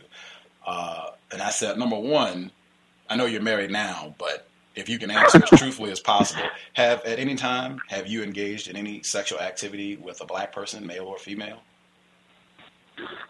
Uh-huh. Okay. Was it black female, black male? Both? Black female. Black female. Fascinating. When I thought superly important, when I read that, talking about this Amsterdam experience where you're seeing this white female with a dildo, and I thought, that seems like something that easily could be marketed to white people. It seems that white people have a great appreciation for what they call interracial pornography. Am I wrong? What do you think? Am I inaccurate with that? Oh man. Mr. Shields bumped off the line. Gee whiz. Right, the sex thing. We'll see if we can get him back on the line. That sex thing, explosive topic as usual. Dialing him back right now. We'll see if we can make sure we get 1804's question in, and other folks, if they have any questions. Oh, she just dialed in. She can ask her own question. I don't have to ask it for her. Looky at that. He's not even. Hey. Okay, we lost you. Yeah, we're back after a brief break there, yeah. My question, I was saying that I think this sort of thing could easily be marketed to a lot of white people. Do you think that's inaccurate?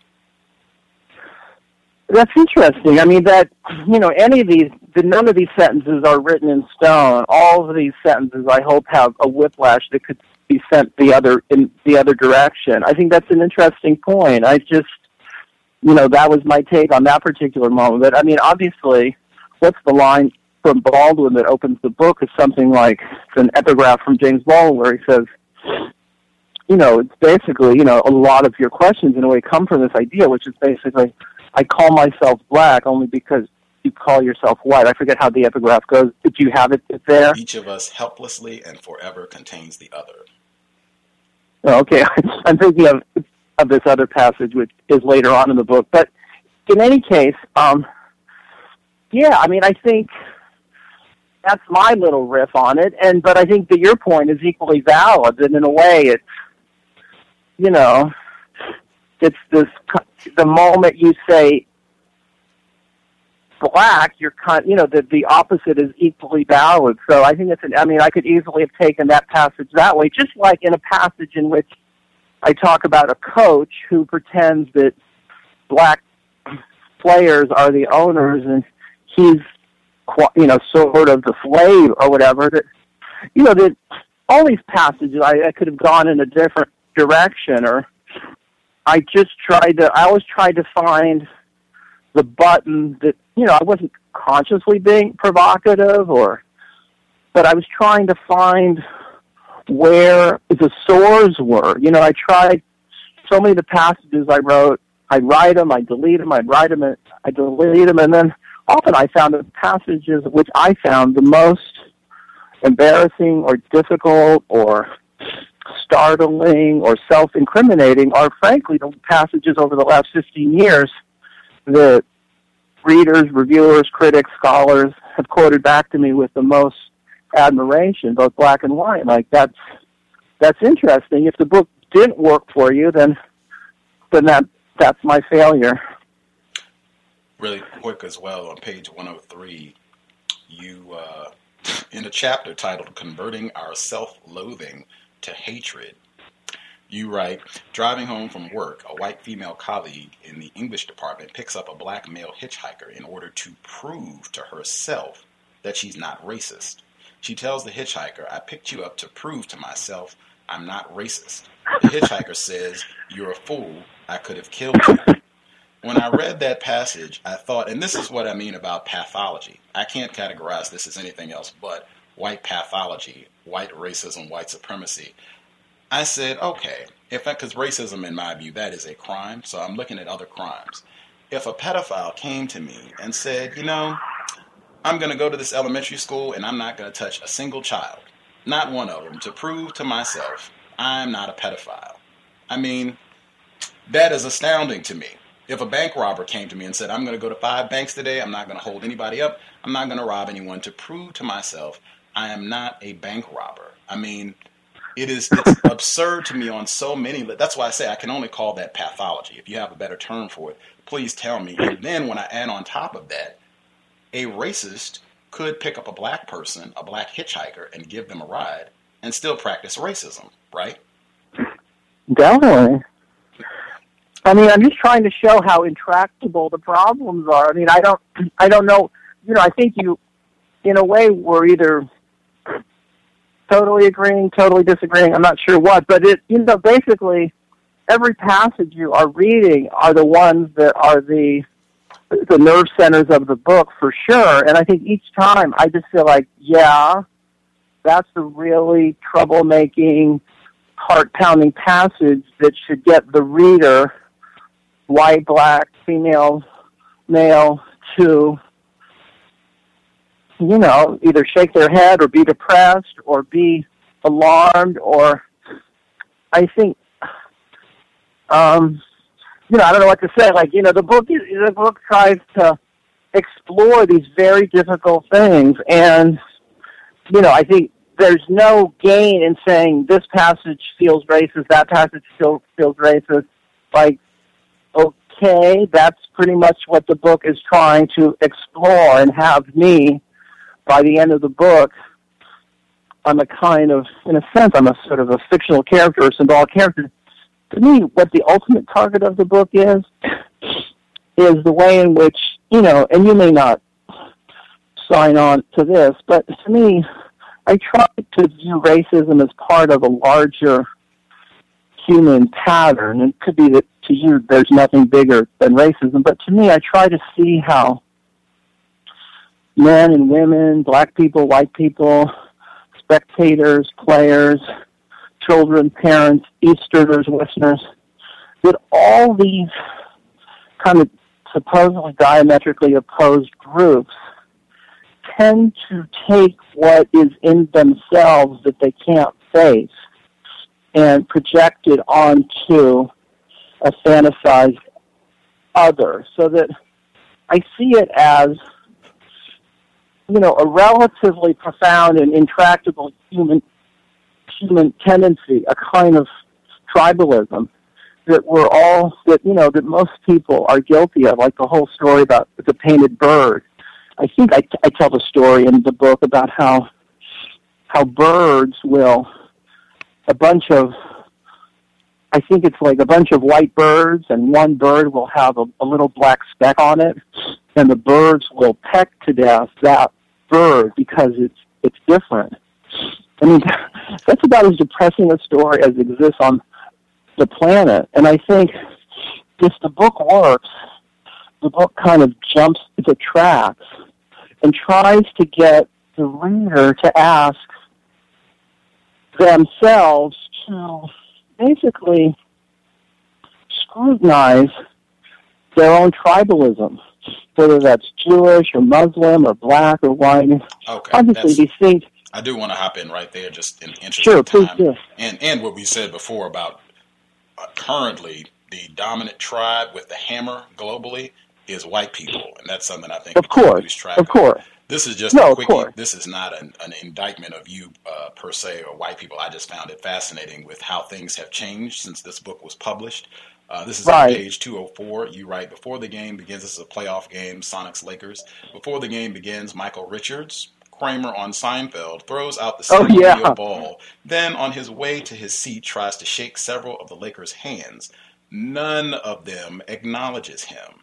He's our icon, not theirs. What a fascinating passage, given what has transpired with Michael Richards since the publication of this book. I know you mean so many things. It's a weirdly prescient passage. A lot of it. I haven't reread the book anywhere nearly as recently as you have.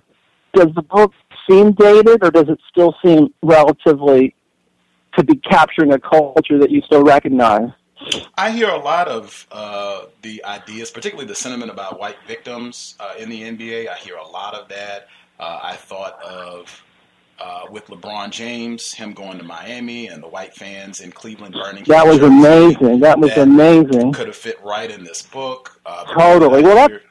The way that I hear people talk about the Miami Heat in general and the collective bargaining agreement that happened right after they signed, right. I feel like I heard a lot of the same dialogue about these nigger athletes have taken over and we're tired of it and they're just going to decide that they're going to go play here and they have no loyalty. It's the same thing. I feel like it's the exact same racism with these nigger athletes decide that they're just going to go play here, play there. They have no loyalty to the team. Even we had a person on the program like Jeremy Lin, same thing. Just because he's not a black person, I felt like it was a very different response to what happened with him when he was in New York, because he is not a black person. Fascinating response on the part of white people. And we talked about that on the program, but we had I remember there was a moment, the game against the Lakers in New York, where he had I think he had like 35 points or something, but there was a fan in the audience who had a sign up and it had a picture of Kobe Bryant and it had an X across Kobe Bryant's face and it had Black Mamba, but that was crossed out and it had Yellow Mamba on it. And I thought that right there, fascinating, where this black male has to be disregarded or disparaged in some manner to support or praise a non-black, even though he's not white, but a non-black athlete. And I remember several people speaking publicly and saying, we think that is a part of this phenomenon. The reason that so many white people seem to adore him right now is because he is not a black person. He went to Ivy League school, and even with that, there was still a ton of racism directed at him. I think they had his face in a fortune cookie on the jumbo screen. I keep on telling myself, okay, I wrote this book, BlackPlanet, 99, Body Politic, 2004, I'm done with it, but I'm still a sports fan, and hardly an hour goes by. Again, I don't pretend that I've in any way overcome any of all of my racism. I feel like I'm a much more, I hope, self-aware human being than I was in 1999, but that, virtually, what was the recent event? Oh, God, it was amazing to hear Deion Sanders talk about Des Bryant. It was fascinating where the Dallas Cowboys wide receiver apparently got quite angry on the sidelines one game, and he was, God forbid, sort of yelling at the white quarterback, Tony Romo, and it was fascinating to see the white commentators and the former black star, Deion Sanders, analyze this event, and it was just so interesting. At the end of which the former quarterback, Steve Mariucci, literally rubbed Deion Sanders' bald head, and I almost fell out of my chair. And Sanders was so furious, but according to the dictates of TV, couldn't do it. It was an amazing moment. And you could say that white people are aware of all this stuff, but I think the huge majority of the audience just said, oh, ha, that's a funny exchange. But it was, it was 500 years of slavery, to me, written to 5 minutes of television. I'm convinced white people are aware. I had 3 other points I wanted to make sure that I got in. One of them is about your novel Heroes, and then I had 2 also from BlackPlanet, but I want to make sure I get our caller 1804. I know she had a question she'd emailed, but then she dialed in so she can ask herself. Sure. 1804, you should be on. Did you have a question for Professor Shields? Your line should be open.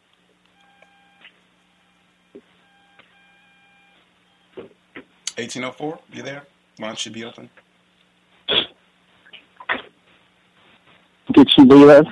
She looks like she's still there. I will leave your line open. If you can't speak right now, what have you, see if we can get your question in before things wrap up. I'll do my 3 questions real quick, and then we'll see if she can get her question in before we wrap up as well.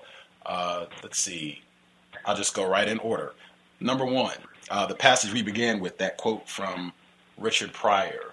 where he's talking about the penis size of the black male. Right. I think that goes Right. right in line with a lot of what we talked about with regards to the homoerotic, what I think is the homoerotic fetishizing of black athletes by white males. And Right. that too reminded me of these young white guys that I hear, because they will sit around and do all this talking about black athletes in a very homoerotic tone, I think. And then one time, and this is no joke, they stopped and said, let's go to the restroom and have a urinating contest. And I just thought, wow, and these guys are not children. These are not, 10-year-olds. Right. These are like 20-year-old college students. And I'm just like, Right. I already thought that this was really homoerotic, and now, like, wow. With that passage, though, I thought of everything that I just shared, but I also thought, in my view, because Richard Pryor, he uses the term nigger quite a bit in there. He's not saying that these are black males. He's saying that these niggers are going to have this contest. I felt, and I think that frequently, almost like the incident that you just mentioned with Steve Mariucci, who's a white male, former coach as well, that I think frequently white people, they like to practice racism, and one of the ways is saying nigger and finding a way that they can say nigger in a way where they will not be branded as racist. And to me, it almost felt like this is a way where I can say nigger in my book, but since I'm quoting Richard Pryor, I will not be branded as racist for it. And I compared it because you also, in the same book, you talk about the film Pulp Fiction, and you talk about that moment where Quentin Tarantino's character, he gets to use all this black slang, and he gets to say nigger, and he says it repeatedly. Does my house have this dead nigger story? No. And he gets to say all this, and in a manner where he would not be perceived as racist. He even has a black friend, Jules. Your response? Well, specifically regarding Tarantino, I think that's, a relatively prevalent critique of Tarantino, that he's trying to be sort of the most down white guy on the planet. He's very invested in that idea. And, but in terms of my use of it in the book, I guess I would say you could definitely see it. It's amazing that we haven't gotten to Jonathan Martin, Richie Incognito, but I do think that is all over that as to whether I am curiously invested in using it. I think it's used, if I am, that's interesting. I think, in fact, it's used very, very sparingly in the book. Perhaps it's just that one instance, and you can't tell that Pryor joke without using it. I think if I had used it 27 times, trying to be the super down guy, I think you've got a point, and I'd be happy to acknowledge it. I think it's definitely prevalent in white culture. You can see it in the Martin Incognito exchange. I'm guilty of many sins. I think the overuse of that particular word is not high on my particular sin list, I think. Okay. The next point I wonder, and this is again Professor Shields' language, that is his field, that is his forte. 15 books, he's had his work published in 20 languages. I think that this, for me, and our caller, she wrote her questions, and she's in an area where she can't talk, so I'll read her questions. I see. Great. But this is my question. You, in your book, you spend a great deal of time pointing out how Gary Payton or Sean Kemp, different athletes, when they botch a cliche, where I think Gary Payton, where he says it's water, or Sean Kemp, excuse me, it's water under the table. And I think there's another point, Gary Payton, he's doing a radio interview, and instead of saying, I'll take it however I can get it, he says, I'll take it however I can take it, pointing out when they either botch these phrases or maybe even are changing them intentionally. And I feel like that is another way. I was going to say that is your whiteness shining through, but I thought about it because it kept popping up in the book, these different examples of where these black athletes are not saying something correctly. And I thought about it and I said, I think that is your racism perhaps shining through, because I think that is something I see all the time where white people critique, scrutinize the diction, vernacular of black people, and it tends to be in a way where and you even in the book, you say Gary Payton, he has a pathological, that's the term that you use, pathological obsession or regard for language. And I even thought that's such an interesting, intriguing word use there, because pathological to me implies something criminal. You've noted when I say that white people have a pathology with regards to the way that they view and treat black people, but you use that term pathological with the way that Gary Payton, his trash talk, the way that he uses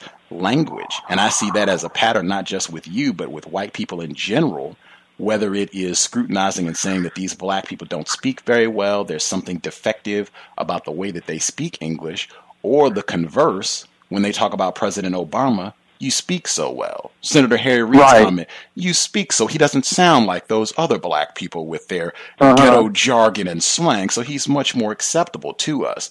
Am I off? Am I talking crazy when I say that you're consistent? There's a lot of value in what you're saying. The things I would build on are, to me, pathological in that context is clearly meant to be praised. I mean, I clearly have a pathological relationship to language as well. I absolutely love the English language with all my heart and soul. And that Payton, too, just absolutely, to me, lives for language. He's just an amazing verbal stunt pilot. And so the pathological is meant to be ironic and meant to be praise, that he has an amazing relationship to language. And I think part of the fault line with Payton is that, he, like, at one point he says that, the standard English cliche is, everything was going like clockwork. I think Payton says everything was going like clockwise. And it's not clear to a white person's ears if Payton is consciously manipulating the language or if he's not, and who could possibly care? Payton's remaking of the language is infinitely more interesting than the received cliche. So I think throughout the book I talk about,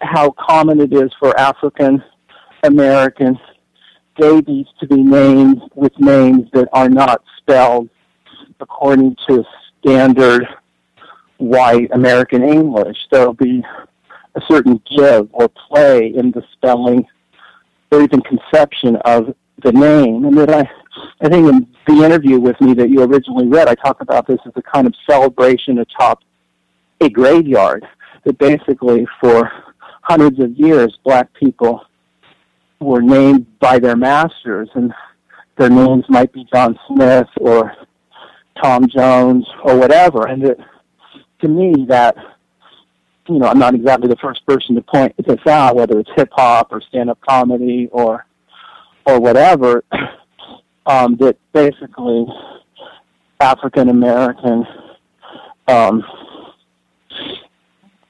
remixing of the language is in direct relationship to mouths being shut for many centuries by, the lash of a whip. And so, I think I'm very aware of that, and I play that thread throughout the book, and I think it's possible sometimes I'm misreading it. I mean, Payton definitely has a relationship to language that's much more dynamic than Sean Kemp, and I think it's important to make that distinction, that Payton is a conscious kind of verbal stunt pilot, and I think Kemp, sometimes just stumbles into a verbal roadblock, and it's just really interesting because I do think white fans take a kind of insidious delight in black athletes' verbal faux pas, and I try to explore both the verbal faux pas, but also black culture's radical investment in remaking the language.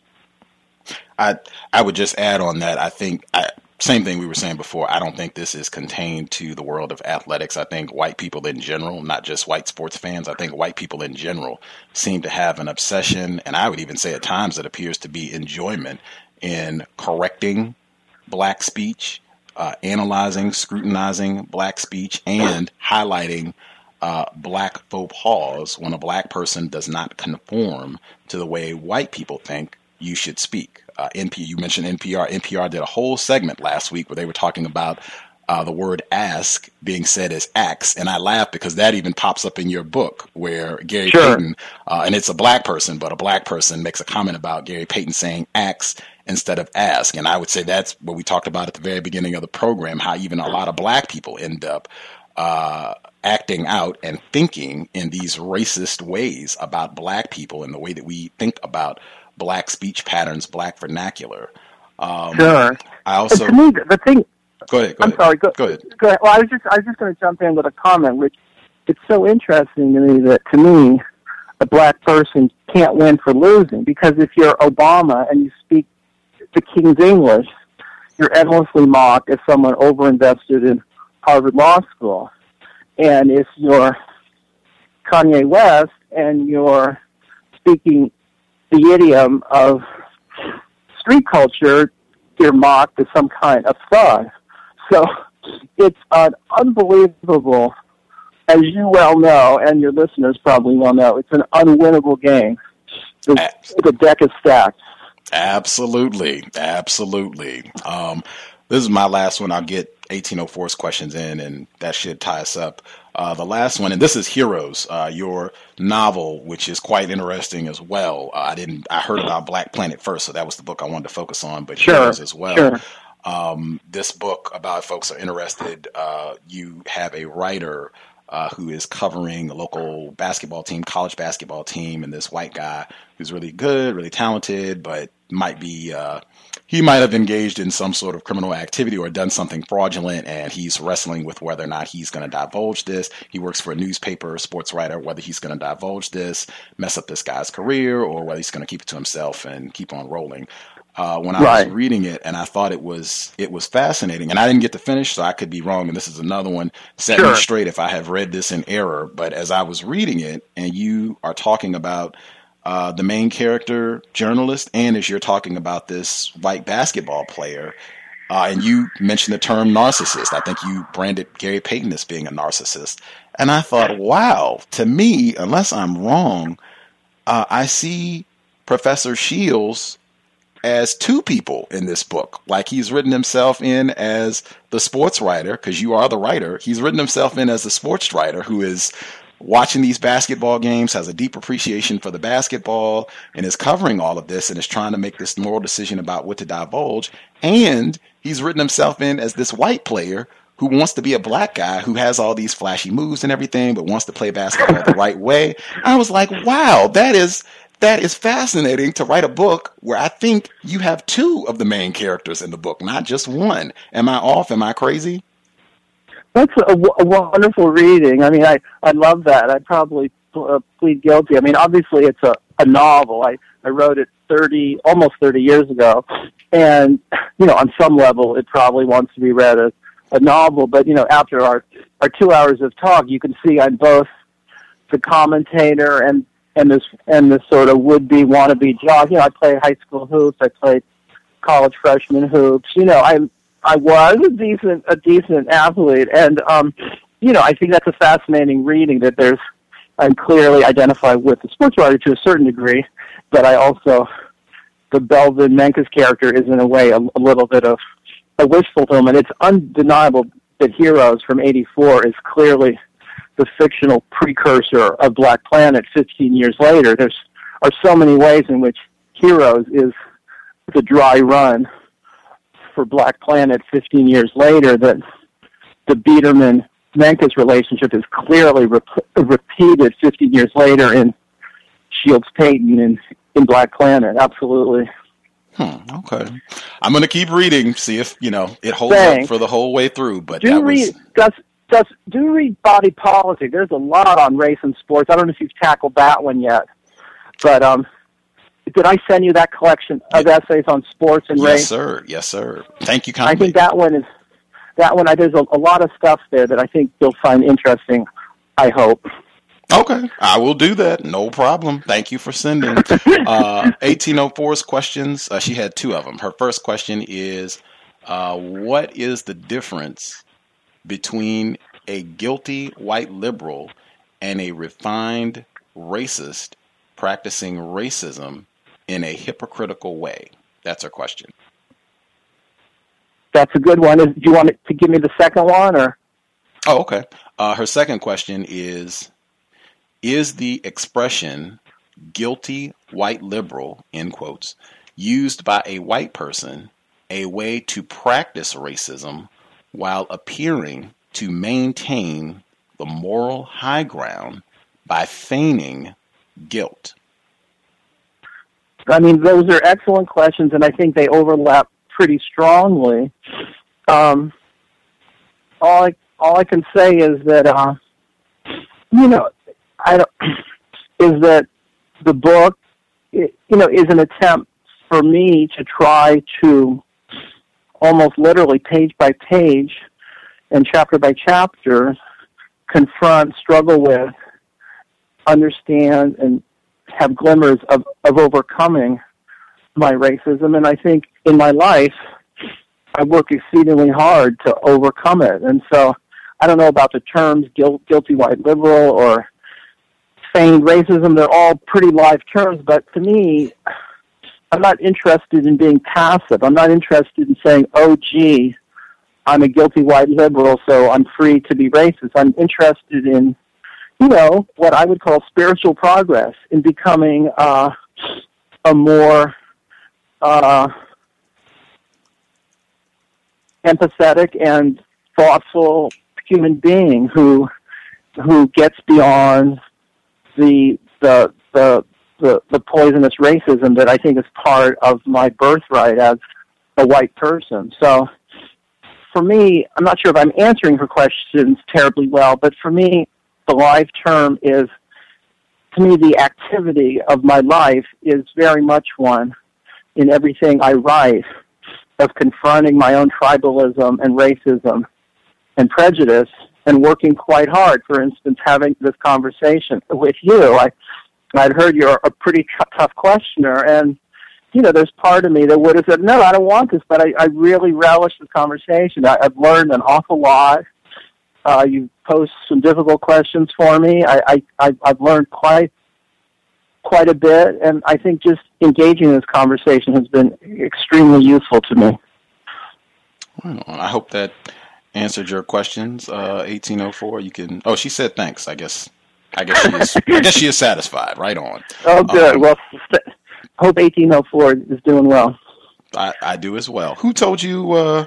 Who told you we were tough questioners? Who said that, if I may ask? Oh, I did. I looked at some stuff online, and there's a couple of blog posts that said in a good way that you're a tough questioner, that you'll give as well as you get. Okay, right on. I'm glad to hear it. I guess finally, one person they wanted to know, you said you had sexual intercourse with a black female. They want to know, did you travel to the continent of Africa or anywhere in the Caribbean for this, or did this happen stateside? During college, 40 years ago, in the U.S. Okay. Right on. I'm looking at 1804. She's not saying that anything wasn't answered, so I can only assume that the question was answered. What's she doing, texting or emailing? She's texting. Well, that's very cool, the interactive nature of it. I try to be. I think that will make sure I didn't miss anything major.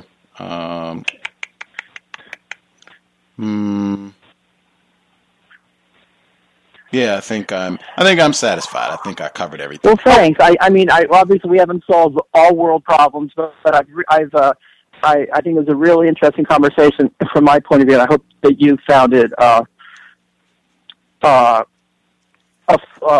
fulfilling one as well. It's generally pretty fascinating when we get to have a white person speak honestly. I do feel like in your book you pointed out a lot of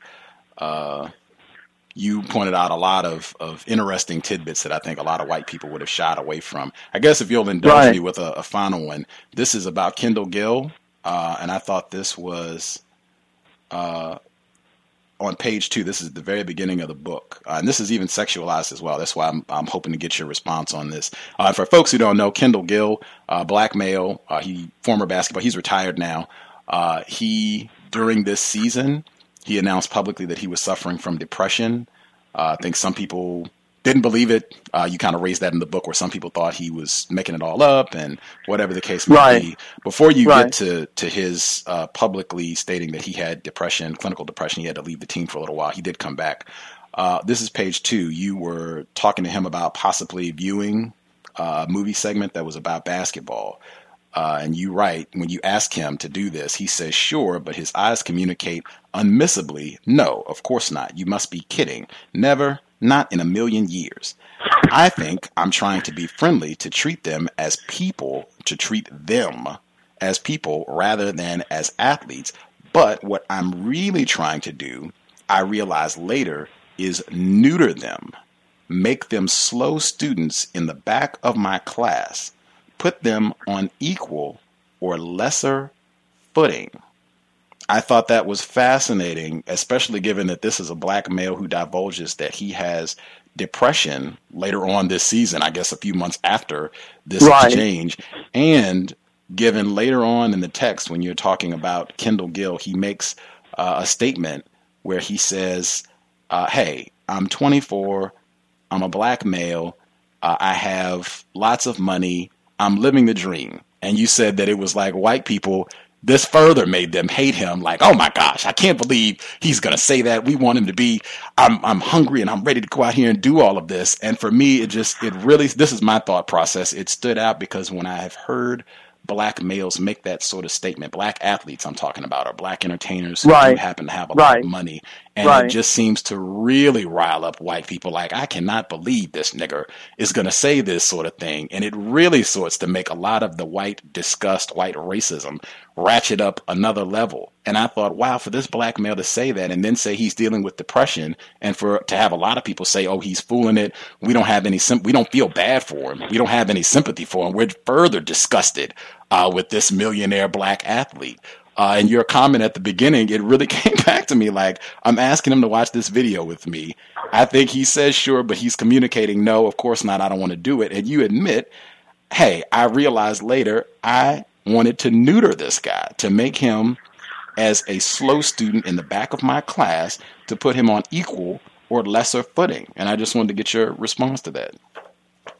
Yeah, I mean, I get you put it together nicely. I mean, you connected up with later in the book with his depression, with Gil kind of preening and saying, I've got it made, deal with that, and how audiences, probably overwhelmingly white, struggle with that kind of preening, and they want, as we say, just this kind of total, all for team kind of rhetoric. And, again, just the easier book is me saying I'm above it all, and that I'm 100% with the players, and I'm the enlightened professor who has never had a racist thought in his head or in his heart. But that, to me, the more interesting book, the more problematic book, the more provocative, and to me, contributing book is to kind of grant how I fall into the patterns myself, and that. But having said that, to me, there's a pretty undeniable movement in the book. So there's a real trajectory, not only the season, but the players, the coaches, between myself and my wife and my daughter. But there's I hope, I hardly arrive at a moment of luminous enlightenment, but by book's end, it should be clear the ways in which I have tried to surmount my racism. I'm still failing, but in a way, I'm more aware, I'm more self-critical than I was at the beginning of the book. Right on. Again, you can check his website out, more information, davidshields.com, davidshields.com. The book we talked mostly about, BlackPlanet, Facing Race During an NBA Season. The other book, his novel, he's written 15, but the novel, Heroes, a novel, David Shields, in my view, he has written himself in not only as the sports writer, but also the white athlete who wants to be black. fascinating. If you got extra time and you like nonfiction, maybe check that out and take notes, see what you think. As you exit, the person wanted to know if you could email, if you have free time, where you read these comments about us being a tough interview, give as well as we get. If you could email those, we would like to check those out. And if you think, after our conversation, if you think of any moments where you feel like a black person has engaged in the reparations ritual with you or another white person that you can think of, if you could shoot that as well, I would appreciate it. I mean, if you want, I could tell you that story right now. You probably have to sign off. But one thing I'd love is a link to the interview so that I could post it on my Facebook and Instagram and Twitter accounts. Is that possible, Gus? Absolutely. I'll send it to, and if you want, we have the time. If you want to give us that story right now, let's hear it. Yeah. Well, just very briefly, sometime in this last year, we had an African-American fellow come over to fix our furnace, and he was trying to fix the furnace, and it took him a little bit longer than he did, and he claimed that it was a much more complicated furnace than he realized, and it was an agreed upon price, and kept on boosting the price, kept on getting quite a bit higher than the estimate, and when I just said we really agreed on this price, and when he finally he just basically threatened me that basically if I didn't pay this higher price, he was going to accuse me that if it were a white furnace fixer, that I would have just paid the price, and he was making quite a big stink, and he saw, it's ironic, he saw some titles of my books and at the basement, and he saw BlackPlanet up on my shelves in the basement, and he accused me of being a racist, and he just kept on creating. He just tried to see if I break, if I would basically say, come on, man, we agreed on $600, not $1,200, and he just kept on baiting me and to see if I would just sort of fold. And it just seemed to me, I don't know, a recognizable moment. I don't know if you are familiar with those moments, but it wasn't, to me, an unheard of event. So that was one that happened during the last year. I could go on with endless chapter and verse, and I hate to end on that particular moment because it's not the most lovely moment, but it was a real moment. I'm sure there are ways in which I misread it, but did you fold on the price? Or did you? What's that? I said, did you fold on the price and concede and pay? No, I actually didn't. I thought that was actually I thought that was a good sign, actually, that he said he was going to call in, and he was going to, that I'm not exactly a public figure, but I'm slightly a public figure, and he said he was going to post stuff that I'm a racist, that we had agreed on this price, and I just said, that's not happening. And he stalked out. He pushed a table against the wall on the way out as an expression of anger, and it was not a really good moment. And I thought that was interesting. And I think I think it probably has, those moments have dwindled. I think possibly in the last 15 years. I was somehow more hyper-aware of them in 94, 95, surrounded by Clarence Thomas, the O.J. trial, and the Rodney King. I feel like I was hyper-aware of it in Seattle at the time. I feel like I might be somewhat less aware of it of late.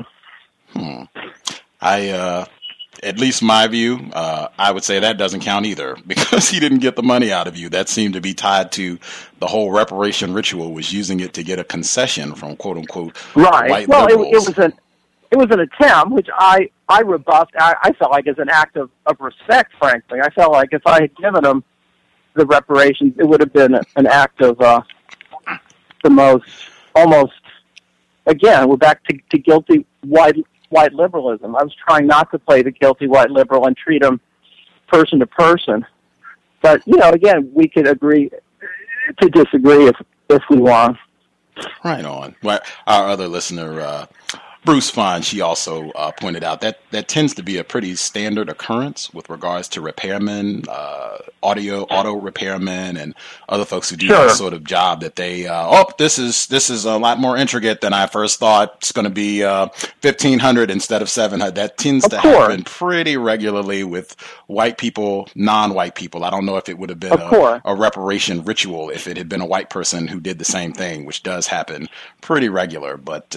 Of course. Right on. But specifically, it was tied to if you would have paid it if it were a white person. I see titles of books on your shelves that imply you're a racist. If you don't pay me, I'm going to put something on the web that says you're a racist. Those are pretty real threats. And, and I just wasn't in the mood to... I give plenty of money to various good causes, and that was a cause I didn't deem particularly good. Right on. We will allow you to have your 5 p.m. dinner with the family. Thank you, Professor David Shields. Enjoyed it. Thank you. I will, if you have any others, feel free to email. I will email you a link for the program so you can post it, listen to it, download, all that good stuff. Have a great afternoon, Professor Shields. You too. Yes, sir. Thanks for the conversation. Absolutely. Afternoon. Bye-bye. Context of White Supremacy. Fascinating. Wowee. I think Bruce Fine, she also pointed out when he was given the discussion at the end there about Kendall Gill, and I've heard this before. This is another pattern when you're talking to white people. They will say things like, I'm a recovering racist, I'm working to overcome my racism. They will not just, I'm racist, period. Not, I'm a recovering racist, not I'm in Racism Anonymous, not I'm working to overcome, I'm a racist, period. This is what I do. In my view, another manner in which they practice racism, white supremacy. I could be in error. Bruce Fine, there could be more to the story that he just shared with the black repairman, I guess, who came to fix the firm. I also thought that was kind of fascinating too. Soot, I guess I got what they call Black Pete on the mind, Short Pete. Where this is supposed to be Santa's helper, and he comes down the chimney, and he's got all this soot over him, and they're talking about, no, it's not racist. We're not giving it up. Get out of here. We're not going to entertain your critiques of our beloved holiday and Black Pete. Get out of here. But that also, black person's got to be sooty doing something where they're going to be dirty, and practicing a reparations ritual. That is a new one. I've never heard that term before. Reparations ritual. If any of the listeners have heard that, have heard a white person use that term, definitely let me know. And even to this final point, when he was exiting about this strategy of a black person, a non-white person, branding a white person as racist and going to the news or putting it online or somehow making this publicly known, I have not seen where that is a come up for black people, meaning I have not seen where that's something that black people are able to utilize to their success. If that were the case, I mean, hey, we could get rid of racism today, like in the next 5 minutes. All we would have to do is everybody get a blog, get a radio broadcast, go to the local news station and give your report anytime that you think white people are practicing racism against you. It has been my experience that most of the time, white people tend to not give very much credence to that. They generally do not care.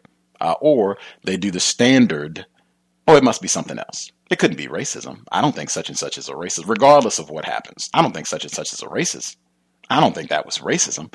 Maybe you misread it. Maybe it was this. Maybe it was that. That tends to be what happened. It tends to be, I don't see that white people, when these sort of reports or allegations are leveled, that white people break out their checkbooks or immediately get the firing other white people. I have not seen where that happens, generally speaking.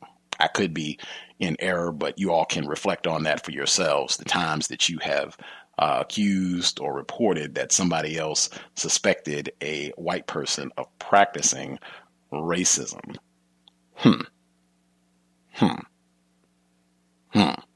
Anywho, we will be back on Monday. I hope this did not come across as a just rambling about sports and what have you, because I thought he had a lot of little interesting tidbits in the book that revealed his racism, which I hope and for people, I think some people who were not listening at the beginning of the broadcast, it was pretty fascinating. I thought earlier on in the program, I was pointing out different points in the book where I felt like his racism, him practicing racism, white supremacy was coming through, and he got an attitude. And one of it actually centered around that very point, him saying that this is a common practice, the reparations ritual, black people doing something or using words to imply or suggest that they think this white person is racist, or that they're a victim of racism, and seeing if they can get a concession from a white person. And he said that this happens on a regular basis. He said that this is a popular behavior that black people engage in. And so I asked him, I said, well, can you name some times when this has happened? And he went back to incidents in the book. And I said, well, wait a minute. You said that this is popular. You said this is a ritual, something black people have a lot of practice in. Can you name it? Because this book was published almost 20 years ago. Can you think of some times when this has happened recently, in the 2000s, this year, this month? And he kept saying, oh, it happens all the time, and he couldn't think of anything. We waited and waited and waited. And he said, he mentioned where he was, I guess, having some sort of dialogue with a black person, and he suggested a book. And he said that was an example because the black person didn't accept his suggested piece of literature. And he said, well, that was an example. And I said, well, to me, that doesn't count because there was no concession. Like, the black person didn't get anything from you. He didn't get any money. He didn't cut his mortgage in half. He didn't get a car. There was nothing. He just denied or declined your suggested book. He didn't agree. And then he said this conversation was an illustration of the reparations ritual. And I vehemently disagreed because, as I told him, I was a victim of racism at the beginning of this conversation. I'm still a victim of racism. And once again, I have got nothing. If anything, maybe he will tell the truth about, his complicit nature in the system of white supremacy and acknowledging his own racism, which he kind of sort of did a little bit. But yeah, I mean, just even that I thought was quite pitiful. And another example of him practicing racism, which I think I called out, but it did get a little testy. He implied that we were not having civilized conversation. And I pointed out, I felt that was another example of racism. And even that, I think white people suggesting or often explicitly stating, equating white with civilization, non-white with uncivilized, uncouth, barbaric. That's right from Dr. Ani, associating themselves with civilization. Non-white people are uncivilized. At any rate, but you can go back in the archives and hear all of that. Again, I hope this did not come across as just chatting about sports. I think he had quite a bit about racism, white supremacy, and particularly that sex piece and what I view the homoerotic nature of white people gazing at black bodies in a very sexualized manner. Yeah. Fantastic. Anyway, let's see. Bruce Vaughn, she said, he admitted that he works to make sure that black males are not educated properly, then criticizes them for harming, in quotes, the king's English. The king that murdered zillions of white people. Fascinating. I also thought that example, too, at the beginning of the book where he's talking about Kendall Gill, where he admitted, again, another point where I do think he's acknowledging his own racist behavior and racist thinking, where he's talking about this black male who a few months from this publicly says that he has depression. And I also want people to think about that as well. What would be the benefit? We've seen it right now with, he mentioned Richie Incognito, Jonathan Martin, the black male who used to play with the Miami Dolphins football player, and saying how bothered, psychologically traumatized he had been by all of this abuse from this white guy, racist thug, Richie Incognito. Have you all seen an outpouring of sympathy for Jonathan Martin? Oh my gosh, we feel bad for you. I have seen the exact opposite. This no good Nick wasn't tough enough to stick it out maybe he shouldn't be playing, but that's what I've seen in unison from white people, not sympathy and we feel bad for you. So I would say just to keep that in context as well, this black male coming out and saying that he's suffering from clinical depression, where you had tons of white people saying they didn't believe him. What would be the benefit of saying this? Did he expect that white people were going to sympathize with him? Did he think that they would feel bad for him and want to nurture and support him? I highly doubt it. At any rate, but he says before Kendall Gill admitted publicly to suffering from clinical depression that I think I'm trying to be friendly to Mr. Gill, to treat them as people rather than as athletes. But what I'm really trying to do, deliberate, conscious effort, I realize later, is neuter them, make them slow students in the back of my class, put them on equal or lesser footing. In my view, the equal is just there, I think, to throw you off from the truth. This is to practice racism. In no way, shape, or form do I see you as on equal footing. If you were on equal footing, you could keep your testicles. There would be no reason for me to neuter you and to put you in the back of my classroom. And this, again, this statement is at the very beginning of the book. It's on page 2 of the book. And I do appreciate him being honest about that. There are a lot of moments in where I think he's being honest about his own racism and the racism of white people. But that's a part of racism. He was being very combative about that. Deny during the course of the broadcast when I was pointing out some of those different elements. Anywho, if anybody has any quick comments that they want to get in about the broadcast, feel free. You can get your hand up. I'll take a quick commercial break, and then I'll check the phone lines if anybody has anything that they would like to get in. Context of White Supremacy. Quick commercial. We'll be right back. RacismDaily.com, your number one source for global news reports on race, racism, and overt actions of white supremacy. From Asia to the Americas, to Europe, to Australia, to Africa, racism is not a thing of the past. It is our current reality. Be informed. Be globally informed. You should be the first to know. RacismDaily.com, RacismDaily.com, RacismDaily.com.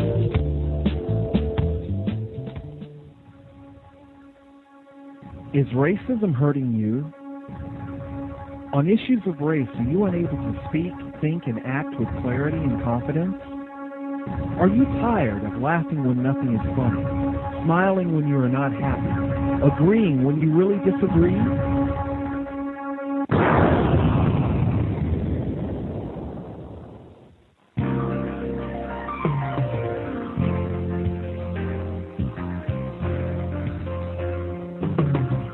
At counterracism.com, you can learn specific strategies and techniques to counter the behaviors of the people who practice racism in all areas of activity, using words correctly, following counter-racist logic, even counter-racist science projects designed to reveal what racism is, how it works, and how to counter it.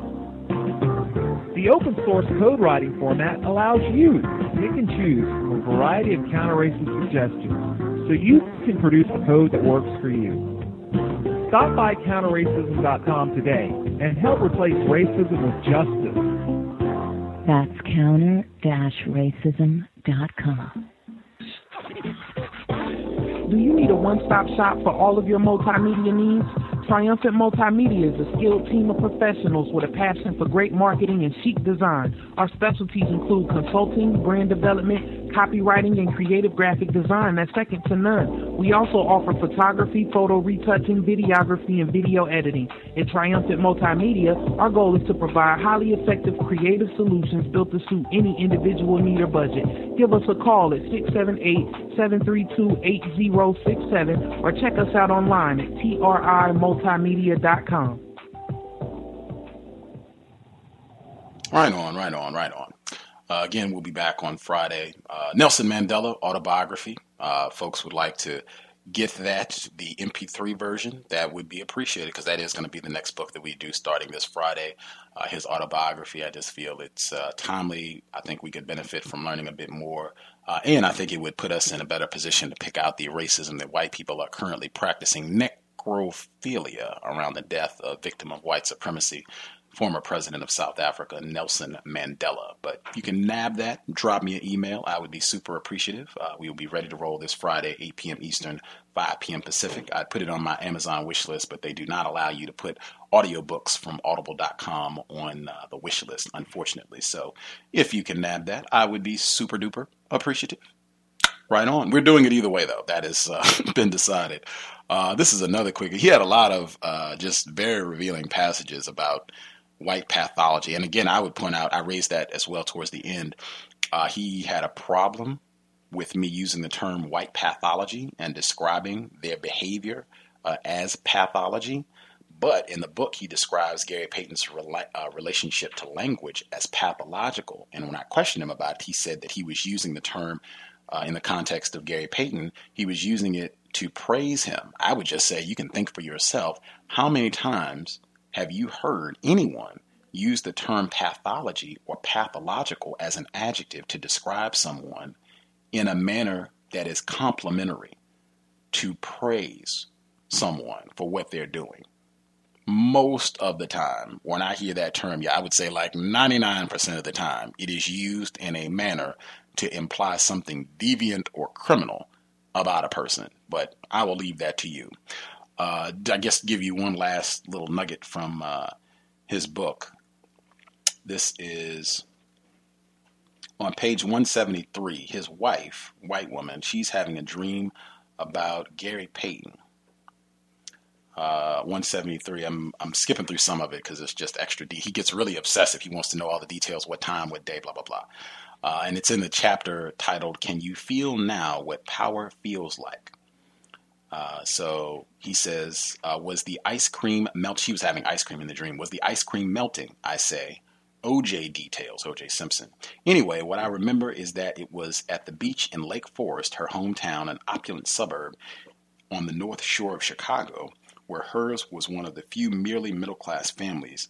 There were huge waves there this day. Huge like you'd see off the coast of Hawaii. And they were coming up the hill that you have to drive down to get to the beach. I kept coming down the hill. With whom? I asked. With different people. Each time, she says, I remember I drove down one time with my father in the car. I think he was driving, and when the waves hit the car, it would knock the car around like a little boat. But then the waves would recede and the cars would drive on, and people were just doing this. Was it frightening? It was while it was happening, but it was just what you had to do to go through to get to the beach.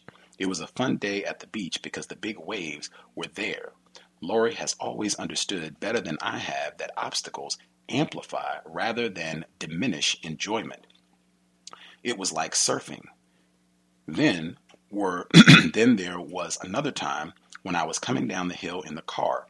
There were 4 people in the car, and I can't remember who they all were, but one of them was Gary Payton. Our car got down to the beach. I remember there was a kind of cave where you could get away from the waves, but they'd still crash all around it. Several people were going into the cave. One of them was Gary Payton, and he was in a little bathing suit with his nice figure. I just remember he was walking around in there. There were other people in there too, but that's really all I can remember. It felt like it was a long dream, but I can't remember that much of it. What role did he play in the dream? I asked. Did he have any particular presence? It's just that he was at the beach in Lake Forest. There are no 2 more discrete entities in the universe than Gary Payton and Lake Forest, Illinois. I don't think he ever even talked to me, but I remember I noticed him as a man whose attention you might want to get. The extremely casual way Lori tosses off the last sentence causes me to pout a little. Noticing this, she puts the moves on and says, "Come here, my Gary Payton wannabe," by which she means, I think, to cheer me up, but which has the surprising, or perhaps not so surprising, effect of making my whole body go cold. Can you feel now what power feels like? David Shields, BlackPlanet, facing race during an NBA season. Anywho, feel free to check it out. I would not encourage, if anyone is so interested, I was not encourage purchasing the book. You know, I've said consistently about not purchasing white people's book. I would say, look, go to the library. I'm sure they probably have a copy at your local library, particularly I would say college libraries. And that's another resource too. If you're in a town that has a college, even a community college, go there. They generally have pretty good libraries, particularly if you're in an area that has a higher ratio of white people to non-white people. They generally have very nice libraries. That's been the case everywhere that I've been. As the population of non-white people decreases, the resources that are available tend to go up exponentially as the area becomes more and more filled with white people. Anywho,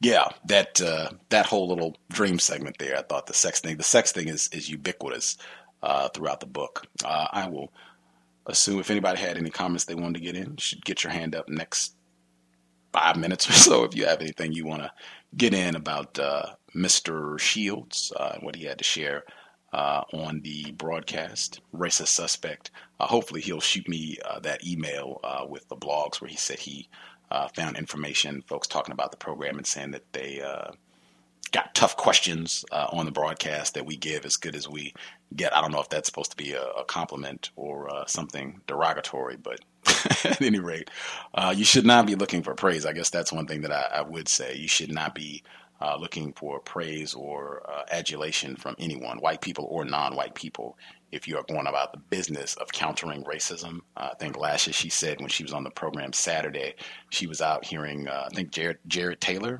talk about the invention of the white race, and she was asking him questions, and the black people got angry. I think that has happened many, many times. I've heard Mr. Fuller say that happened to him. I know it's happened to me. I think that I've just heard and I have observed that happen on a regular basis when black people are using logic and asking questions of white people with the suspicion and the understanding that at minimum that white person should be suspected of being a racist. You should just expect that the black people are going to get angry. They're going to look at you. That is a part of being a victim. That's a part of being subject to racism, white supremacy, the fear, the confusion. You're going to upset these white people, and that's going to get us in trouble. Being confused about racism, not wanting to confront it, all of that together is going to produce that result. So you should just keep that in mind.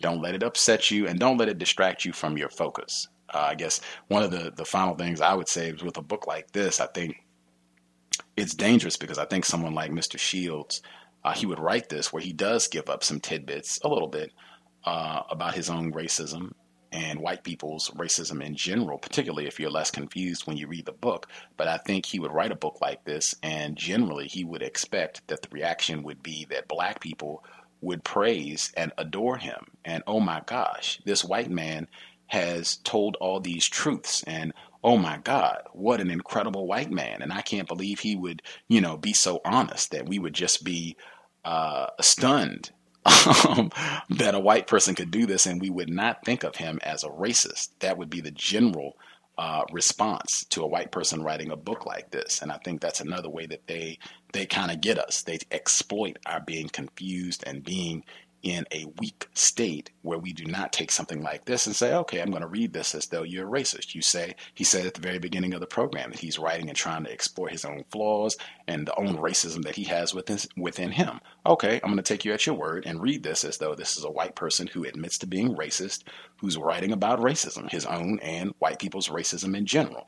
We would read it. And even myself, I know me, before I had a better understanding of racism, I would have read it that way. I would have got confused and taken it like, oh my gosh, I can't believe that this white person is being so honest and sharing so openly. And if we could just get, 5 or 10 more white people like this, we'll solve this problem. And nothing could be further from the truth at all. Bruce Fine, she wrote it and said that Professor Shields, he seems a bit, quote unquote, kinky, and it reminded me Mr. Fuller has that term in his word guide saying that it shouldn't be used, and he talks about how white people associate that word with black people's hair being quote unquote kinky, and then sex acts that are supposed to be considered lewd or maybe even a bit perverse as also being kinky, that relationship there between quote unquote bad sex and dark people, highly melanated people. And I would agree with regards to every aspect of how the term can be used, because he has in the book, he has the incident where he's in New York and he goes to the peep show to watch a black male and black female engaged in sexual intercourse. And then he has the incident where he's in Amsterdam and he's watching, I guess at a sex shop or what have you, this white woman gyrating on a non-white dildo. So he has two incidents of himself partaking of pornographic material, and he immediately associates it with black people. In one case, it's explicitly black people having sexual intercourse where he gets swatted. And that's one where I definitely was thinking maybe he left something out of the story because he said that the black female reached over and swatted him while he was watching them engage in sexual intercourse. And it made me wonder, was he doing something that warranted her swatting at him while he was watching, spectating at this act? But I will leave that for folks to think about. Come to your own conclusions. At any rate, we will definitely be back this Friday, 8 p.m. Eastern, 5 p.m. Pacific, to begin Nelson Mandela Long Walk to Freedom. Very much looking forward to learning more about that and just getting more information about racism, white supremacy in the continent of Africa, or South Africa specifically.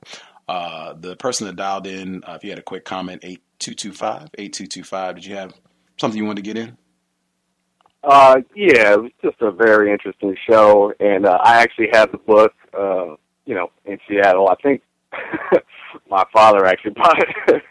He gave it to me. I didn't buy it, but I remember when it came out, and I was obviously less codified. It reads differently now. Kudos, you don't want it, but kudos on the show. And I just the whole reparations ritual thing. It's like they took everything. We had to get everything from them. What is it to read into that? I mean, and then as far as I got one last point. It just seemed like he's talking about pathology. We had been wrapped up into their pathology. It had very little to do with us, At least I'm just throwing that out there. I might be incorrect, but just saying, everybody has their own racial things and whatnot. This is their whole theater, and yeah, he's easily going to be sitting there and just like, oh yeah, I just think it's fascinating while everybody is, all these non-whites are starving and whatnot. So yeah, that was just all my contribution. And if anybody wants the book, I could send it to them. I have the copy. So. Oh, well, see, right on. We can facilitate that. If anybody wants it, I guess you can drop me an email. You can feel free to email me if you want. And then if I hear from someone who says that they would actually like the book, I can shoot you an email and you can see about getting it to them if they want to check it out. Okay. I'll do that. I'm willing to do that. Okay. Like I will say again, I would have had a very different reading of this book when I was more confused. And thinking, oh, there's some good white people. This is a good white man right here. He's trying to tell the truth. Did you see? He's being honest. He's talking about his own flaws. This is great. If we could just get more white people to do this, more white people to read his book, and we would solve this problem. And nothing could be further from the truth. Even in the little snippet at the end where he said he's trying to overcome his own racism, but thus far he has failed. That right there, in my opinion, in my view, that is the inaccurate way of saying dedication to racism, white supremacy. See, they'd rather present it as, I'm working on it. You just got to give me a little more time. I'm working on it. A la the black repairman trying to fix his furnace or what have you. See, it's just a little more complicated than I first thought. A little more difficult than what I originally planned. You just got to give me a little more time and we'll get this thing taken care of.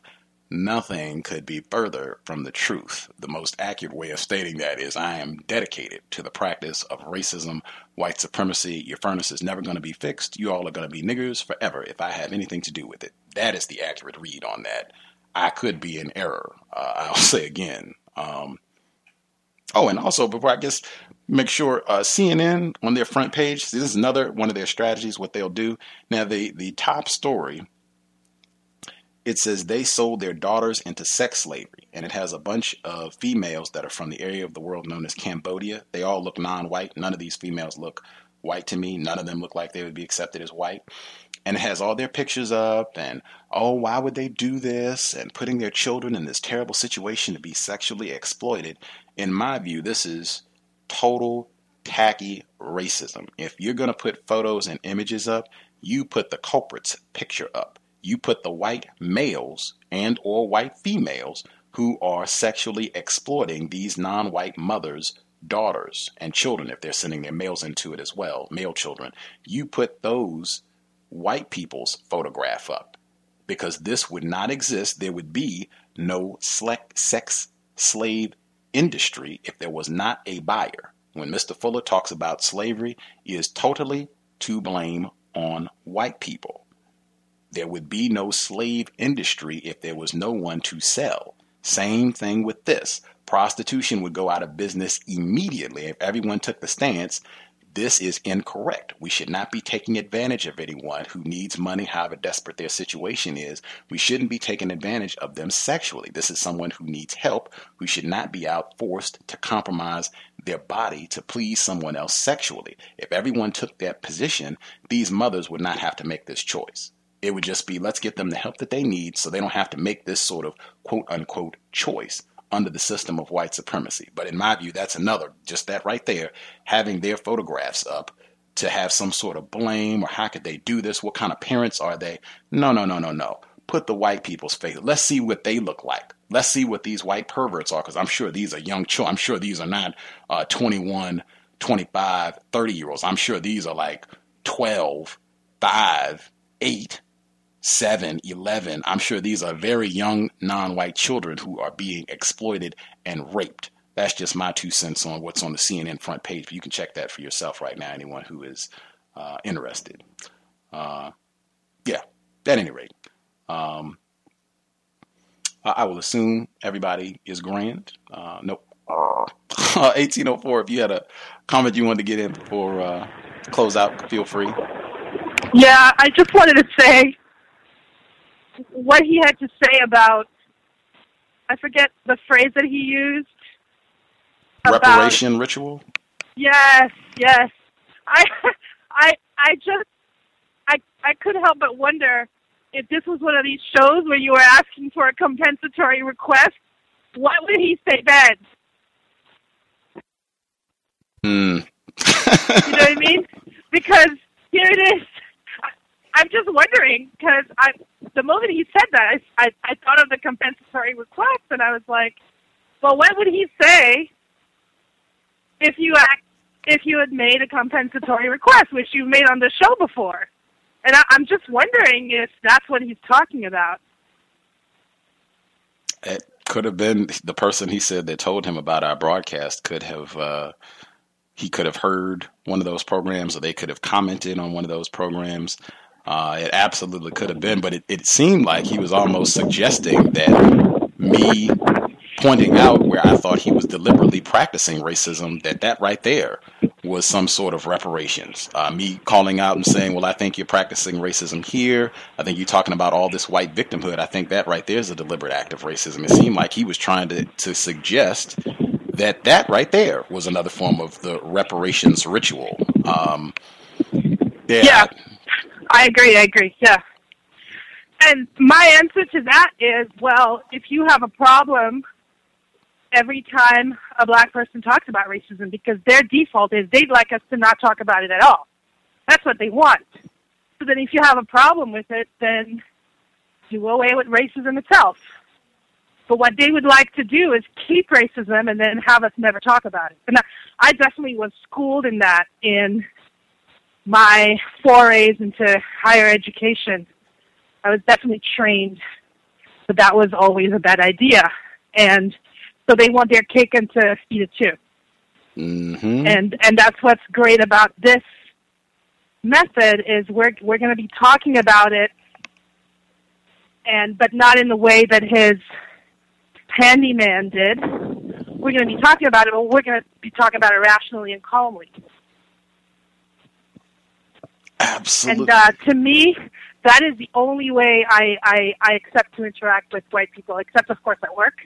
The only way I accept to interact with them anymore, especially people I've known for a long time, is, well, if we're going to interact, we're going to talk about it. I'm not going to sit around, have you dominate me, have you push me around, use all your little innuendos and all that BS that you usually do, and be confronted with situations where I have to follow what you decide has to happen, blah, blah, blah, and not talk about it, and not talk about what you're doing. And I suspect, as you said yourself, that's when they decide, okay, then that's fine. Rather not be friends. They only want to be friends if you're going to play along and not talk about what they're doing. Mm-hmm. Mm-hmm. He even pulled your card out from this past weekend. I think he said that he was giving a Marxist interpretation, like he was using all of the tricks. I even think at one point he said, and this reminded me of Timothy Wise, because I think Timothy has said something very similar in one of his, in my view, deliberately, consciously racist critiques of me. He said that you're painting it as though I have all of the problems and that you have all of the answers. And I said, wow, that is, in my view, standard racism, playing the victim. I've never said that I am an expert on racism. I think I've said consistently that I could be in error.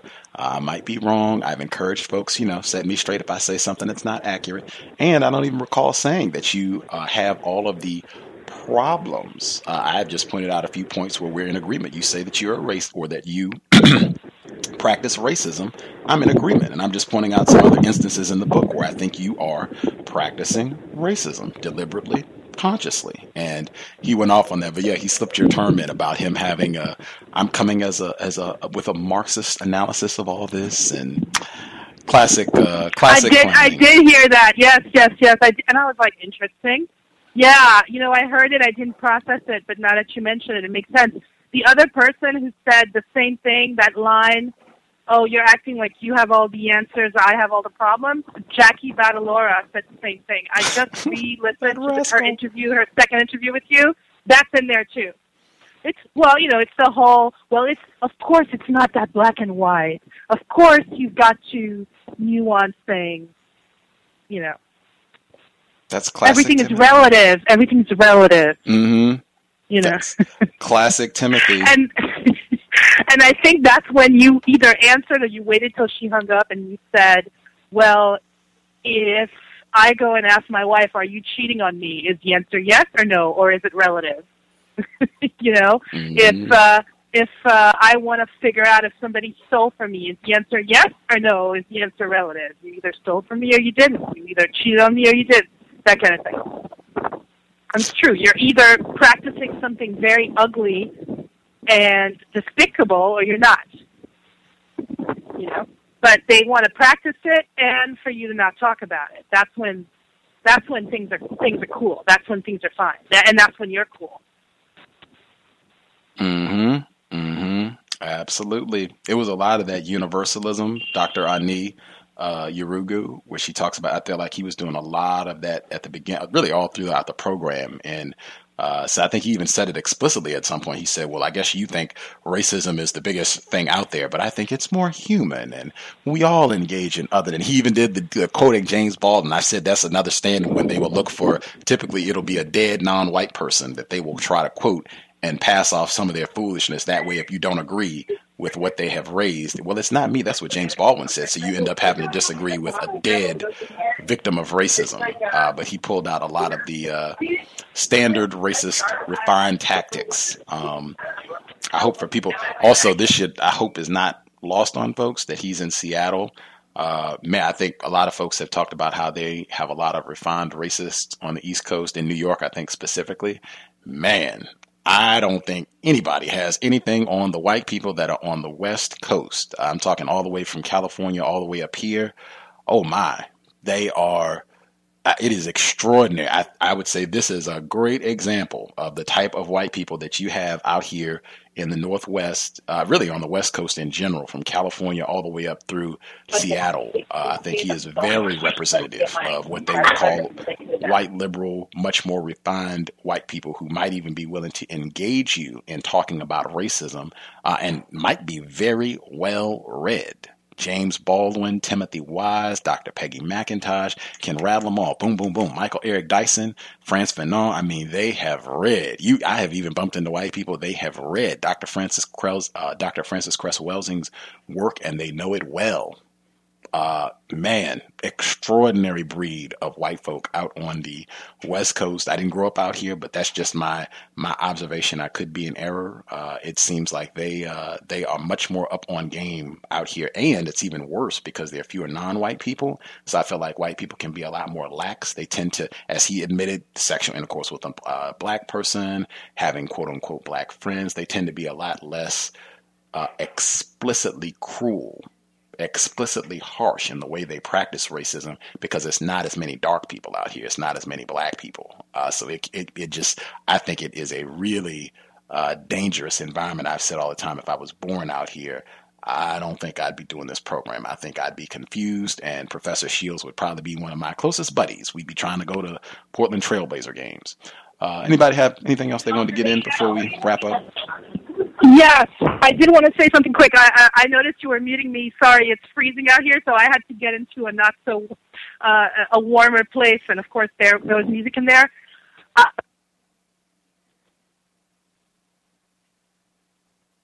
Uh-oh, you still there? Maybe she's self-muted, not here. I'm not sure what happened. I'm sorry, I'm here. Did I get? I think I pressed some number and it put me in a sub-conference. But I just wanted to say that I'm surprised. I'm just really curious as to who exactly told them about you being a tough questioner, and whether, where their little channels are that they're discussing this type of stuff, and which of your former guests, unless it could just be listeners, said it, and, basically where you got that review. I asked him to email. He emailed me his gratitude for his words lively exchange a few minutes ago, but he didn't send the links. He said he got it from online. A couple people, I guess, had written blogs or posts about the program, but he didn't send that. I will send that request again via email to see if he can divulge where he got that from, so that we could check out what they said, who wrote this. I was even thinking, we have had other professors on from the University of Washington, so I was even thinking he could have talked to some of his colleagues and what have you about us. Okay. I spent a lot of time there, so I've interacted with students there, grad students, professors, the whole nine. Some of them have come on the program, some of them not, so he could have even talked to some of the people there as well about us, and they could have given some feedback also. So lots of ways. Also, did you find it interesting that he wanted to showcase the talk so much that he wanted the link to post and showcase? Isn't that interesting? I think is that something you're finding happens a lot? I think he would be a great illustration of white narcissism, which is, in the book, he labels Gary Payton, he's a Hall of Famer now, that black male basketball player, he labels him a narcissist, and he's saying that he sees a lot of himself in Gary Payton. I think Professor Shields is the narcissist. I think not only does that fall in line in him wanting to showcase, like, oh, I went on this program where these black people were trying to call me out for my racism. Look, and I stood up and I did the whole 2-hour and change interview with them. But I also just think it fits what I've seen. Like I said, in his novel, that's why I wanted to raise that point. And I think I said, to me, this stands out as classic narcissism, to write a novel where you are the two main characters in the book. Most people, if they're going to identify or if they're going to write it and project themselves, they would project themselves as one of the characters, maybe the one main character. He has projected himself as the two main characters in this book, one of them being a sports writer, the other one being a white basketball player who wants to be black and even has an afro, no less. I think he just exhibits a lot of tendencies. It even reminded me when we had Dr. Sam Vaknin on the program of the classic white narcissist, wanting that attention. Look what I did. Look what I accomplished. I'm so skilled. He mentioned some of the accolades that his book has won. It strikes me as just standard white narcissist behavior, and wanting to even showcase, I stood up to those Negroes on the program and dealt all their questions and hung in there for 2 hours and whatever. I'm so skilled. I'm so smart. Look at me.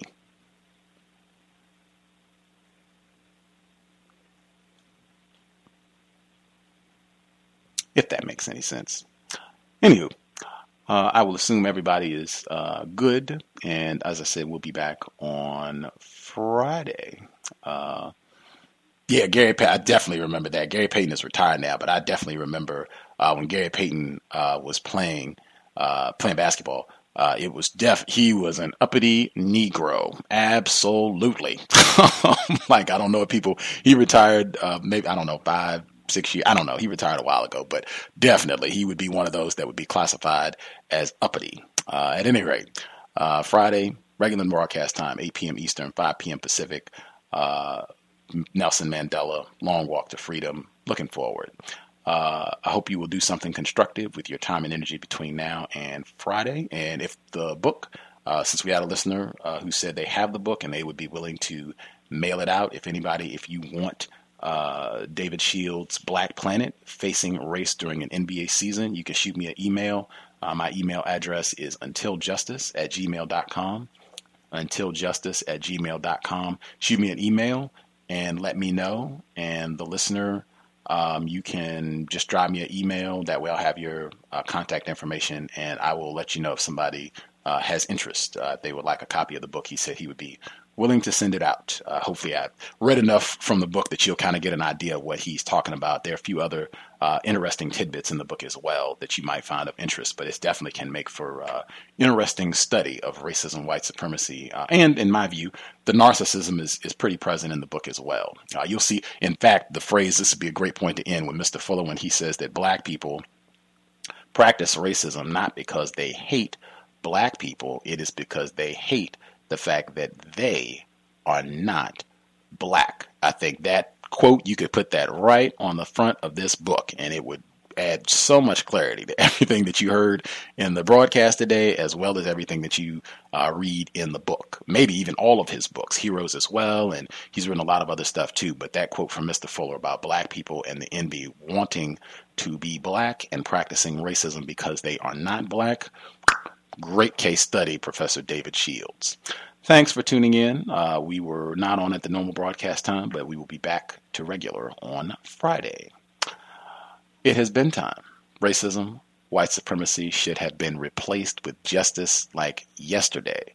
Let's get cracking, remain focused, dedicated, and realize the importance, the high value on justice becoming universal man, universal woman as soon as possible. It has been time. Context of White Supremacy signing out. Thanks all for tuning in. I'm a victim, brother.